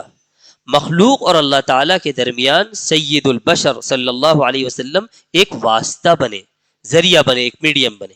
ایسا نہیں ہے کہ ان تمام انبیاء کے درجات برابر ہوں، جیسا کہ اللہ تعالیٰ نے فرمایا کہ فضلنا بعضهم على بعض، اور اسی طرح حضور سے مخاطب ہو کر فرمایا وَرَفَعْنَا لَكَ ذِكْرَكَ۔ تو یہ بات تو بالکل واضح ہے کہ انبیاء کے درجات ایک سے نہیں ہیں، فرق ہے، اور اس بات کے بھی مضبوط اشارے اور قرائن موجود ہیں کہ رسول اکرم صلی اللہ علیہ وسلم کا درجہ سب سے بڑھ کر ہے، کہ مخلوق میں نے اپنے محبوب کا ذکر بلند کیا، اب لیا جائے گا میرا نام، اب لیا جائے گا تیرا نام بھی میرے نام کے ساتھ۔ اے محبوب، ہم نے آپ کا ذکر اتنا اونچا کیا کہ جہاں میرا نام آئے گا وہاں تیرا نام بھی آئے گا۔ یہاں تھوڑا سا اس لیے رک گیا تھا کہ مصرے میں کتابت میں الٹا ہو گیا ہے، تو جن صاحب کی کتاب ہے وہ پڑھتے ہوئے اصلاح کرنے۔ اور بات بھی ایسی ہی ہے، چنانچہ کلمہ طیبہ میں دیکھو، نماز میں دیکھو، اذان میں دیکھو، جہاں دیکھو اللہ کے نام کے بعد کس کا نام؟ آپ صلی اللہ علیہ وسلم کا نام ہے۔ چنانچہ ان انبیاء کو بھی جو فیض ملا وہ بھی نبی کریم صلی اللہ علیہ وسلم کے واسطے سے ملا۔ آپ آخر میں تشریف لائے، لیکن فرماتے ہیں اول ما خلق اللہ نوری، سب سے پہلے اللہ نے میرے نور کو پیدا کیا۔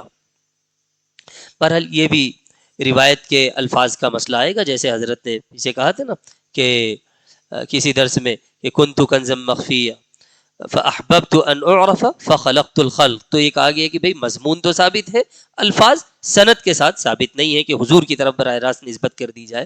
تو غالباً جہاں تک مجھے یاد پڑ رہا ہے اس روایت کا بھی یہی معاملہ ہے، لیکن بہرحال اس کے مضمون میں بھی علماء نے بہت بڑی تعداد نے اتفاق کیا ہے۔ ہر نبی کا ایک نمایاں لطیفہ۔ اب دیکھیے یہاں سے پھر لطائف کو انبیاء کرام علیہ الصلوۃ والسلام کے ساتھ جو نسبت ہے اس کی وضاحت ہو رہی ہے۔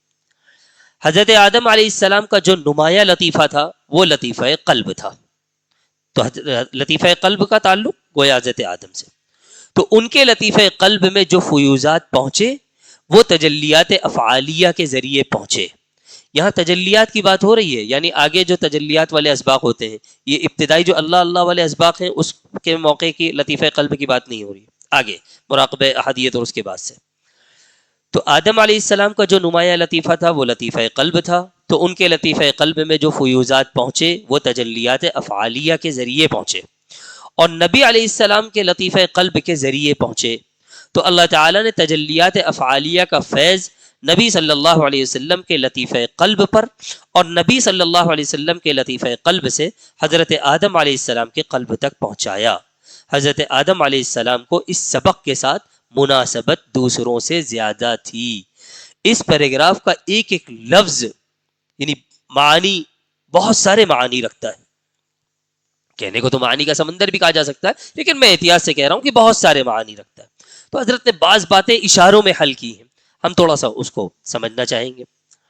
تو ایک تو یہ کہ کوئی کہے کیا حضرت آدم علیہ السلام نے بیٹھ کر مراقبہ فرمایا تھا، نعوذ باللہ، کہ پھر ان کو یہ فیض حاصل ہوا تھا؟ نہیں، یہ تو انبیاء کرام علیہ السلام ہے، یہ تو اللہ کی یعنی اپنی پہلے سے بنائی ہوئی جو ترتیب ہے، اس میں یہ سب نہیں کرنا ہوتا۔ یہ بندوں کو اس میں سے جو تھوڑا سا حصہ ملتا ہے وہ اکابر صوفیہ کو مکاشفات کے ذریعے پتہ چلا کہ بندے بھی یہ خصوصیات لے سکتے ہیں اور لینی چاہیے، تبھی پھر وہ انبیاء کے وارث بن پائیں گے۔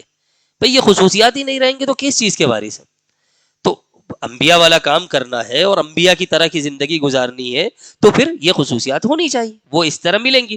ان حضرات کو اس طرح نہیں ملی، ان کو تو براہ راست اللہ نے دی، ایک بات۔ دوسری بات کسی کے ذہن میں یہ آ سکتا ہے کہ حضرت آدم علیہ السلام کو خاص طور پر لطیفہ قلب سے جوڑا جا رہا ہے، تو کیا دیگر اوصاف نعوذ باللہ ان کو نہیں حاصل تھے؟ اتنے برگزیدہ پیغمبر نہیں حاصل تھے، تمام انبیاء کرام کو حاصل تھے، لیکن ہر ایک کی کسی خاص تجلی کے ساتھ خاص مناسبت ہے، جس کو آج ہم جانتے ہیں کہ اس کا تعلق فلاں لطیفے سے ہے۔ سمجھیے، ہر نبی کو کسی خاص تجلی سے، اللہ ہی کی دی ہوئی جو حضور کے واسطے سے ملی ہے، خاص مناسبت ہے، جس کو آج ہم جانتے ہیں کہ اس کا تعلق اگر ہمیں لینا ہے تو وہ کہاں سے ملے گی؟ وہ فلاں لطیفے پر محنت سے ملے گی۔ یہ ہے میری ناقص فہم کے مطابق، واللہ عالم۔ حضرت نوح علیہ السلام، لطیفہ روح کی جو تجلیات ہیں ان کو صفات ثبوتیہ کہتے ہیں۔ اب لطیفہ روح، اور اس کا تعلق کس سے؟ حضرت نوح علیہ السلام سے۔ علم، سمع، علم تو معلوم ہی ہے، علم یعنی نالج کہہ سکتے ہیں، سمع سننے کی صلاحیت، بصر دیکھنے کی صلاحیت، یہ جتنے بھی ہیں اس میں دو انبیاء شریک ہیں۔ اب دیکھیے یہاں دو کو شریک کر دیا، کام ہو گیا۔ نبی کتنے بتلائے گئے تھے؟ 6، لطائف کتنے؟ 5۔ اگلے ہی مرحلے میں یہ کام حل ہو گیا کہ بھائی مسلسل فکر میں مت رہو وہ کہاں جا کے سیٹ ہوگا، یہی ہو گیا کہ اس میں دو انبیاء شریک ہیں، حضرت نوح علیہ السلام اور حضرت ابراہیم علیہ السلام۔ اس لیے کہ تجلیات صفات ثبوتیہ والی تھی تو یہاں پر پکا ہونا چاہیے تھا، ایک کی جگہ دو ہونے چاہیے تھی۔ دوسری تجلیات میں ایک ایک نبی ہیں، اور جو صفات ثبوتیہ ہیں جیسے مثلا حضرت نے مثال دی علم، سمع، بصر وغیرہ، تو اس میں دو انبیاء ہیں، ابراہیم علیہ السلام اور حضرت نوح علیہ السلام۔ حضرت موسیٰ علیہ السلام اگلا لطیفہ، تو کیا کیا ہو گئے؟ لطیفہ قلب حضرت آدم علیہ السلام سے مناسبت، اس کی تجلیات کو، لطیفہ روح کی تجلیات کو جو صفات ثبوتیہ کی ہیں حضرت نوح اور حضرت ابراہیم علیہ السلام۔ اب آگے حضرت موسیٰ علیہ السلام کا جو فیض ملا وہ نبی علیہ السلام کے لطیفہ سر کے ذریعے سے ملا۔ شیونات ذاتیہ کا فیض ان کے لطیفہ سر کو ملا۔ شیونات ذاتیہ، پیچھے ایک درس میں شان کی بات آئی تھی نا، حضرت نے بتلایا تھا ایک ہوتا ہے حسن، ایک ہوتا ہے نخرہ، تو تشبیہ نہیں دے رہے، سمجھانے کے لیے کہہ رہے ہیں کہ بھئی حسن تو ہے لیکن روزانہ ایک نئے انداز میں حسن کا جلوہ بکھیرنا، یہ گویا شان ہے۔ تو اسی طرح وہ شیونات ذاتیہ، اللہ تعالیٰ کی ذاتی شیونات کا جو فیض ہے وہ آتا ہے لطیفہ سر پر۔ تو ان کے شیونات ذاتیہ کا فیض ان کے یعنی حضرت موسیٰ علیہ السلام کے لطیفہ سر کو ملا، اور کہاں سے ملا؟ رسول اللہ صلی اللہ علیہ وسلم کے لطیفہ سر سے۔ اور واقعی جس پر محبوب کی کوئی جھلک پڑے، دیکھیے یہاں حضرت جوڑ بھی رہے، یہ وہی شان والی بات ہے نا کہ اللہ کے یعنی اگر کسی بندے میں ہم کہیں تو یہی کہیں گے کہ بھائی حسن کا روز ایک نیا جلوہ ہے، نیا انداز ہے، تو اللہ کی بھی نئی ایک شان ہے۔ اور یہ خاص طور پر کس کو ملا؟ حضرت موسیٰ علیہ السلام کو، تو ان کے اوپر ٹھیک ویسے ہی اثرات بھی مرتب ہوئے، اس کے دیکھنے کی خواہش، یہ کیا ہے؟ بھائی جب اس شان کو محسوس کر رہے ہیں تو خواہش جاگے گی دل میں کہ واقعی جس پر محبوب کی کوئی جھلک پڑے پھر وہ مست ہوتا ہے. اس لیے حضرت موسیٰ علیہ السلام اللہ کی محبت میں خاص مقام رکھتے ہیں. وہ محب تھے. کیوں؟ شیونات ذاتیہ کا فیض پایا تھا تو مستی تو ہونی ہی تھی. محبوب کی محبت بھی ایسی ہی ہونی تھی کہ نبی ہیں پھر کہہ رہے ہیں رب ارنی انظر الیک، یعنی کہنا یہ چاہ رہے نبی ہیں تو انہیں اللہ تعالیٰ کے دربار کے آداب کا علم ہے، رعایت بھی کر رہے ہیں، کرتے ہیں سب کچھ، لیکن اندر کے جذبے سے یعنی بے اختیارانہ یہ کہہ اٹھے کہ رب ارنی انظر الیک. کیوں؟ اس لیے کہ تجلیات وہ ایسی پڑھ رہی ہیں، کہاں تک سنبھالیں اپنے آپ کو اندر سے. تو رب ارنی انظر الیک، دیکھے بغیر نہیں رہ سکتا. اصل میں کہنے کا مفہوم یہ ہے یا اللہ میں نہیں رہ سکتا. سبحان اللہ.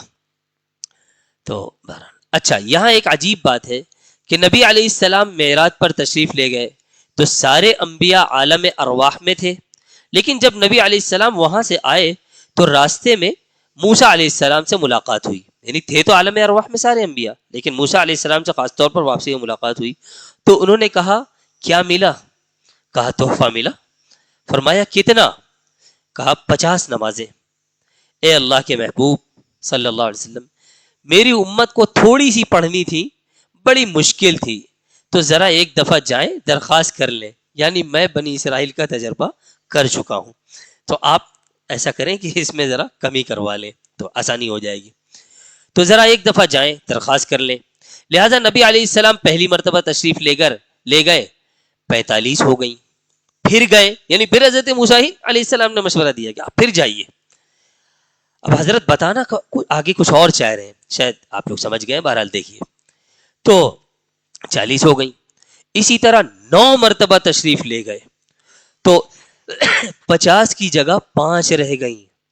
تو نبی علیہ السلام نے فرمایا اب تو جاتے ہوئے مجھے حیا آتی ہے. یعنی پھر حضرت موسیٰ علیہ السلام نے بھیجنے کی کوشش کی تھی کہ آپ ایک کام کیجئے، پھر جائیے ایک مرتبہ. اب سوال یہ پیدا ہوگا نا، ٹھیک ہے مشکل اپنی جگہ، لیکن کچھ کمی ہو گئی تو چلایا جا سکتا ہے. حضور کی امت ہے بھائی، اللہ کرے کہ ہم ویسے حضور کی امتی بن کر دکھا دیں. اللہ ہم سب کو حضور کی امیدوں پر پورا اتار دے. تو کہا جا سکتا تھا، لیکن بات کچھ اور تھی. حضرت موسیٰ علیہ السلام کی غرض کچھ اور تھی کہ یہ جاتے رہیں. ٹھیک ہے وہ کم جو ہوگا وہ اپنی جگہ، ان کا مقصد یہ کہ یہ جاتے رہیں آتے رہیں. چونکہ حضرت موسیٰ تو براہ راست علیہ السلام جا کے اللہ کی تجلیات سے ویسا اکتساب نہیں کر سکتے. حضور جا رہے ہیں، تازہ تجلیات ہیں، اس کا اثر ہے، واپس آ رہے ہیں. تو یہ ہے اصل ان کی غرض. علماء نے یہ ذکر کیا. تو نبی علیہ السلام نے فرمایا اب تو جاتے ہوئے مجھے حیا آتی ہے، اتنی تھوڑی ہیں. ہم جیسا ہوتا تو کہدا ایک دفعہ اور ہی چلے جاتے کہ ایک جھٹکے میں کام ہو جاتا. نعوذ باللہ کہ بھائی جب ایسا تو نہیں ہے 5 کا ملٹیپل چل رہا تھا تو یہ نہیں ہوتا کہ اب اگلی بار جاتے تو وہ 3 بنتی. وہ پھر یہی ہوتا کہ ٹھیک ہے چلو نیت کر لینا، پورے کا ثواب مل جائے گا. یعنی پھر اس کے بعد نیت ہی رہ جاتی نا، نیت المؤمن ابلغ من عملی اور خیر من عملی. لیکن حضور نے فرمایا نہیں، اب نہیں. تو حضرت فرما رہے رحمہ اللہ کہ ہمارے جیسا ہوتا تو یہی کہتا کہ حضور ایک کی کسر تھی، کر لیتے. نعوذ باللہ. لیکن نہیں، یہ تو نفس کہتا ہے. حقیقت یہ ہے کہ ہم بڑی خیر سے محروم ہو جاتے. اگر یہ بھی ختم کر دی جاتی تو بڑی خیر سے محروم ہو جاتے. اللہ تعالیٰ نے فرمایا کہ میرے یہاں دستور ہی یہ ہے کہ من جاء بالحسنۃ فلہ 10 امثالھا، کہ بھئی ایک نیکی کرو گے ملے گا 10 گنا. اور بعض علماء نے کہا کہ یہ اس امت کی خصوصیت ہے. واللہ اعلم. امت پڑھے گی 5 لیکن ثواب 50 کا لکھا جائے گا. میں 50 ہی کا ثواب دوں گا، 45% ڈسکاؤنٹ دے دیا ہے. اب جو 5 ہیں انشاءاللہ اس پر پورا ثواب ملے گا. اللہ ہم سب کو اس پر بھرپور مداومت اور اہتمام کی توفیق نصیب فرمائے. یہاں ایک سوال پیدا ہوتا ہے کہ انبیاء میں سے حضرت موسیٰ علیہ السلام ہی کیوں بیٹھے تھے؟ حضرت آدم علیہ السلام، سیدنا نوح علیہ السلام، حضرت ابراہیم علیہ السلام بڑے نمایاں حضرات تھے، ان میں سے کوئی کیوں نہ بیٹھا تھا؟ موسیٰ علیہ السلام ہی بیٹھے تھے. تو یہاں ہمارے مشائخ نے نکتہ لکھا ہے کہ جب ہمارے نبی صلی اللہ علیہ وسلم نے انبیاء کی امامت کروائی اور انبیاء کو پتہ چلا کہ جا رہے ہیں اللہ کے دیدار کے لیے، تو جو عاشق تھے وہ مچل اٹھے. کون تھے؟ یہ مرتبہ کس کو بار بار ملتا تھا؟ کوہ طور پر جانا، ہم کلام ہونا، ایک مرتبہ دیدار کی خواہش بھی کر لی، اور اس کے بعد بہرحال جو کچھ ہوا پھر اللہ سے معذرت بھی کر لی. لیکن یہ سب سے زیادہ جذبہ کس میں تھا؟ حضرت موسیٰ علیہ الصلوۃ والسلام میں تھا. تو فرما رہے ہیں کہ جب انبیاء کو پتہ چلا کہ جا رہے ہیں اللہ کے دیدار کے لیے، تو جو عاشق تھے وہ مچل اٹھے، کہنے لگے اللہ میں تو نہیں دیکھ سکا تھا، اگر یہ تیرے محبوب ہیں، یہ تجھے دیکھنے جا رہے ہیں، میں راستے میں بیٹھوں گا، آپ کو نہیں دیکھ سکتا، آپ کو دیکھ کر آنے والے کی سب سے پہلے میں زیارت کروں گا. اللہ اکبر، میں دیدار کروں گا. اور پھر جو انہوں نے جو مشورہ دیا تھا وہ اپنے لیے دیا تھا. ایک دفعہ دیکھ کر آئے ہیں، ایک دفعہ اور چلے جائیں. اچھا ایک دفعہ دیکھ کے آئے، ایک دفعہ اور چلے جائیں، یعنی اپنے فائدے کے لیے گویا کہہ رہے ہیں. سبحان اللہ سبحان اللہ. عاشق جو ہیں، عاشق ہوتا ہی ایسا ہے. تو خیر، لطیفہ سر کے ساتھ شیونات کا تعلق ہے، اور شان کہتے ہیں کسی کی آن کو، نخرے کو. کیسے ساری چیزوں کو حضرت نے جوڑ دیا. سبحان اللہ رحمہ اللہ. البتہ یہاں ایک بات کی پھر تھوڑی سی ضرورت ایسی محسوس ہو رہی کہ وضاحت کر دوں. جہاں تک اللہ تعالیٰ کو دیکھنے کا معاملہ ہے تو یہ تو بالکل طے شدہ بات ہے کہ سفر معراج میں اور پھر سدرۃ المنتہا پہ پہنچنے کے بعد اور پھر عرش الہی کے اتنا قریب، فقاب قوسین او ادنا، تو وہ جو تجلیات رسول اکرم صلی اللہ علیہ وسلم کو حاصل ہوئی مخلوق میں کسی کو نہیں حاصل ہوئی. البتہ براہ راست اللہ کا دیدار بھی ہوا، یعنی اسی دنیا کی کیفیات کے ساتھ رہتے ہوئے. یہ بات متفق علیہ نہیں ہے، ٹھیک ہے. بعض علماء کا البتہ خیال بھی ہے، ٹھیک ہے. لیکن یہ طے ہے کہ جو تجلیات حضور کو وہاں ملی ان کا تو تصور بھی نہیں کیا جا سکتا. تو گویا وہ کیا خود دیدار کے قائم مقام نہیں بنیں گی؟ حضرت موسیٰ علیہ الصلوۃ والسلام کو کوہ طور پر جو تجلیات ملتی ہوں گی، اور پھر رسول اکرم صلی اللہ علیہ وسلم کو وہاں عرش الہی پر جو تجلیات مل رہی ہیں، زمین آسمان کا فرق ہے نا. تو یہ تو گویا ایک طرح کا دیدار ہوا ہی. یعنی اگر وہ مختلف فی مسئلہ اپنی جگہ، لیکن یہ یک گونا گویا دیدار ہو گیا، تو اس میں تو کوئی اختلاف نہیں. حضرت عیسیٰ علیہ السلام.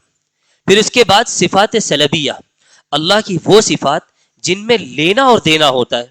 جیسے اللہ محیی ہیں، ممیت ہیں، دیتے بھی ہیں لیتے بھی ہیں. حیات دیتے ہیں، واپس لیتے ہیں تو ممیت کہلاتے ہیں.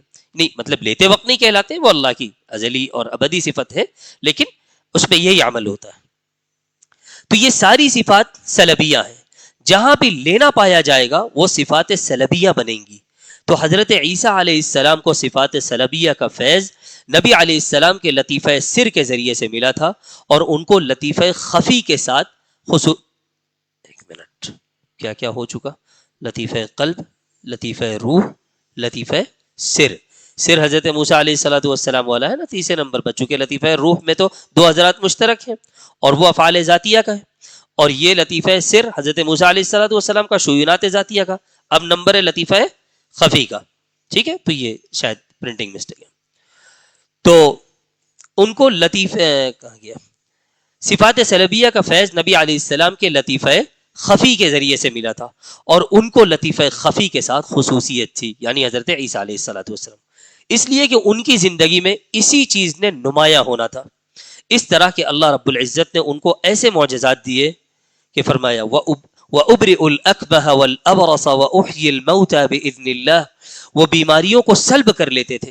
مادرزاد نابینا اندھے پن کو سلب کر لیا تو اس کو بینائی مل گئی، یعنی پیدائشی طور پر اندھا ہے. لیکن حضرت عیسیٰ علیہ السلام کو اللہ نے خصوصیت دی ہے کہ اس کی یعنی اس کا وہ مرض سلب کر دیا.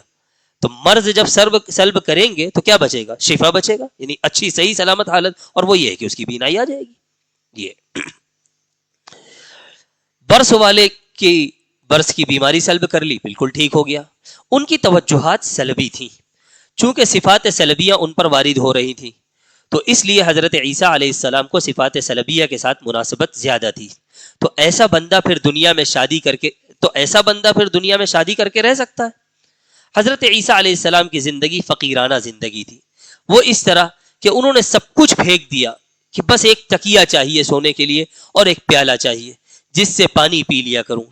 پھر ایک بندے کو دیکھا کہ سر کے نیچے وہ اپنا ہاتھ رکھ کر سویا ہے، تو کہا کہ تکیہ کی کیا ضرورت ہے، وہ تکیہ بھی صدقہ کر دیا.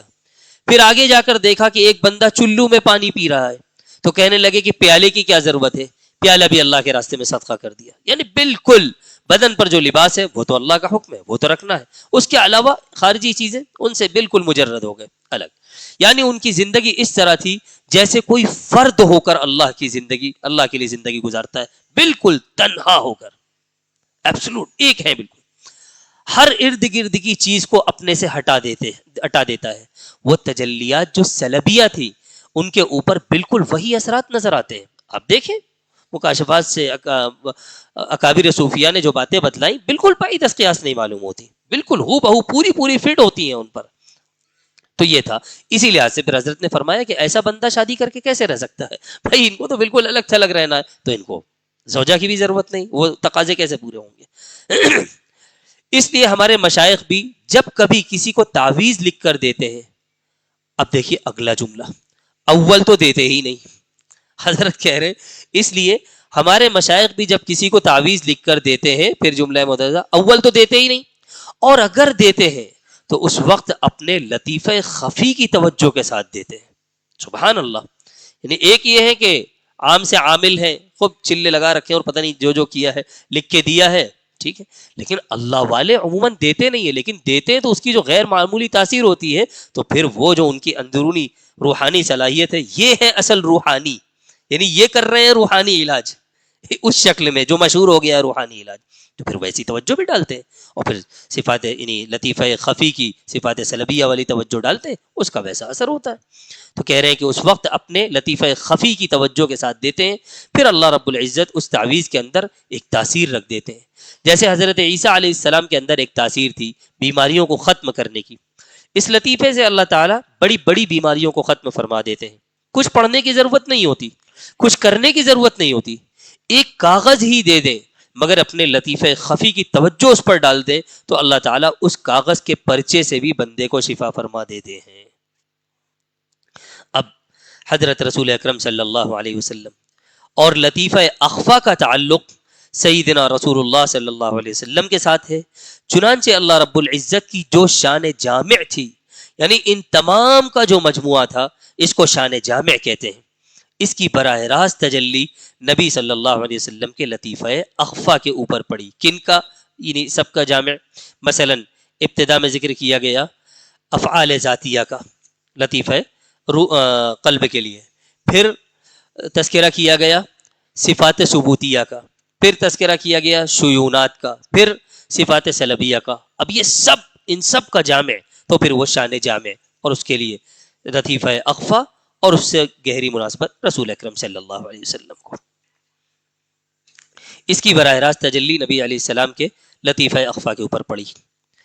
اب یہاں دیکھیے کہا براہ راست پڑی، چونکہ حضور کو دیا جا رہا، حضور کو تو واسطہ بنایا جا رہا، حضور کے لیے کسی کو واسطہ نہیں بنایا گیا، وہ وہاں سارا معاملہ ڈائریکٹ ہے، براہ راست. اب مختلف انبیاء کو مختلف لطائف کے ساتھ مناسبت ہے، تو ہمارے بزرگوں نے اس کو سمجھانے کے لیے یوں کہہ دیا کہ ہر لطیفہ کسی نہ کسی نبی علیہ السلام کے زیر قدم ہے. یہ لفظ استعمال کر لیا چونکہ فیض جو اس لطیفے سے اس نبی علیہ السلام کے واسطے سے ملنا ہے، لہذا لطیفہ قلب آدم علیہ السلام کے زیر قدم، لطیفہ روح ابراہیم علیہ السلام اور نوح علیہ السلام کے زیر قدم، لطیفہ سر موسیٰ علیہ السلام کے زیر قدم، لطیفہ خفی عیسیٰ علیہ السلام کے زیر قدم، اور لطیفہ اخفا سیدنا رسول اللہ صلی اللہ علیہ وسلم کے زیر قدم. اب چونکہ سالک کو وہ فیض مل رہا ہے تو فیض جس جگہ سے ملتا ہے وہ اس کا منبع ہوتا ہے، یعنی وہیں سے فیض آ رہا ہے. تو یہ ایسے ہی ہے جیسے ایک چشمہ ہے، اس میں سے پانی نکل رہا ہے، یہ آنکھ والا چشمہ نہیں، پانی والا چشمہ، اس میں سے پانی نکل رہا ہے، اور کوئی بندہ پی رہا ہے، تو جس کو پیتے ہیں اس چیز کو مشروب کہتے ہیں. جو پیتے ہیں وہ پینے کی چیز مشروب کہلاتی ہے، اور جہاں سے پیتے ہیں، جہاں سے یہ نکل کر آ رہا ہے، اس کو عربی ضابطے کے مطابق اس کو مشرب کہتے ہیں. لہٰذا اب لطیفہ قلب اگر کسی کا نمایاں ہوگا تو کہیں گے یہ آدمی المشرب ہے، آدمی المشرب ہے. کیوں؟ اس کی خاص مناسبت لطیفہ قلب سے ہے، اور لطیفہ قلب کا خاص تعلق کس سے ہے؟ یعنی اس تجلی کا حضرت آدم علیہ السلام سے. تو گویا یہ وہیں سے نکلنے والا چشمہ ہے جس سے یہ پی رہا ہے. ویسے تو سب کو رسول اکرم صلی اللہ علیہ وسلم کے واسطے سے ملا، لیکن اب انفرادی طور پر جب دیکھتے ہیں تو خاص اس نبی کا نام لیتے ہیں، ان نبی کا. تو یہ تو اب آدمی المشرب یعنی یہ جس چشمے سے پی رہا ہے وہ چشمہ حضرت آدم سے چل کر آ رہا ہے، اس کا منبع اور مشرب حضرت آدم ہے، تو اس آدمی کو کیا کہیں گے؟ آدمی المشرب کہیں گے. یہ خاص عربی زبان کی ترکیب ہے، آدم علیہ السلام کے ساتھ مناسبت ہے. اور اگر لطیفہ روح اس کا زیادہ نمایاں ہے تو ابراہیمی المشرب ہو گیا، یعنی اب یہ جس چشمے سے پی رہا ہے تو پینے والی چیز تو مشروب ہے، اس کا مشرب کیا ہے؟ حضرت ابراہیم علیہ السلام سے نکل کر آ رہا ہے، تو یہ خود کیا بنا؟ ابراہیمی المشرب بنا.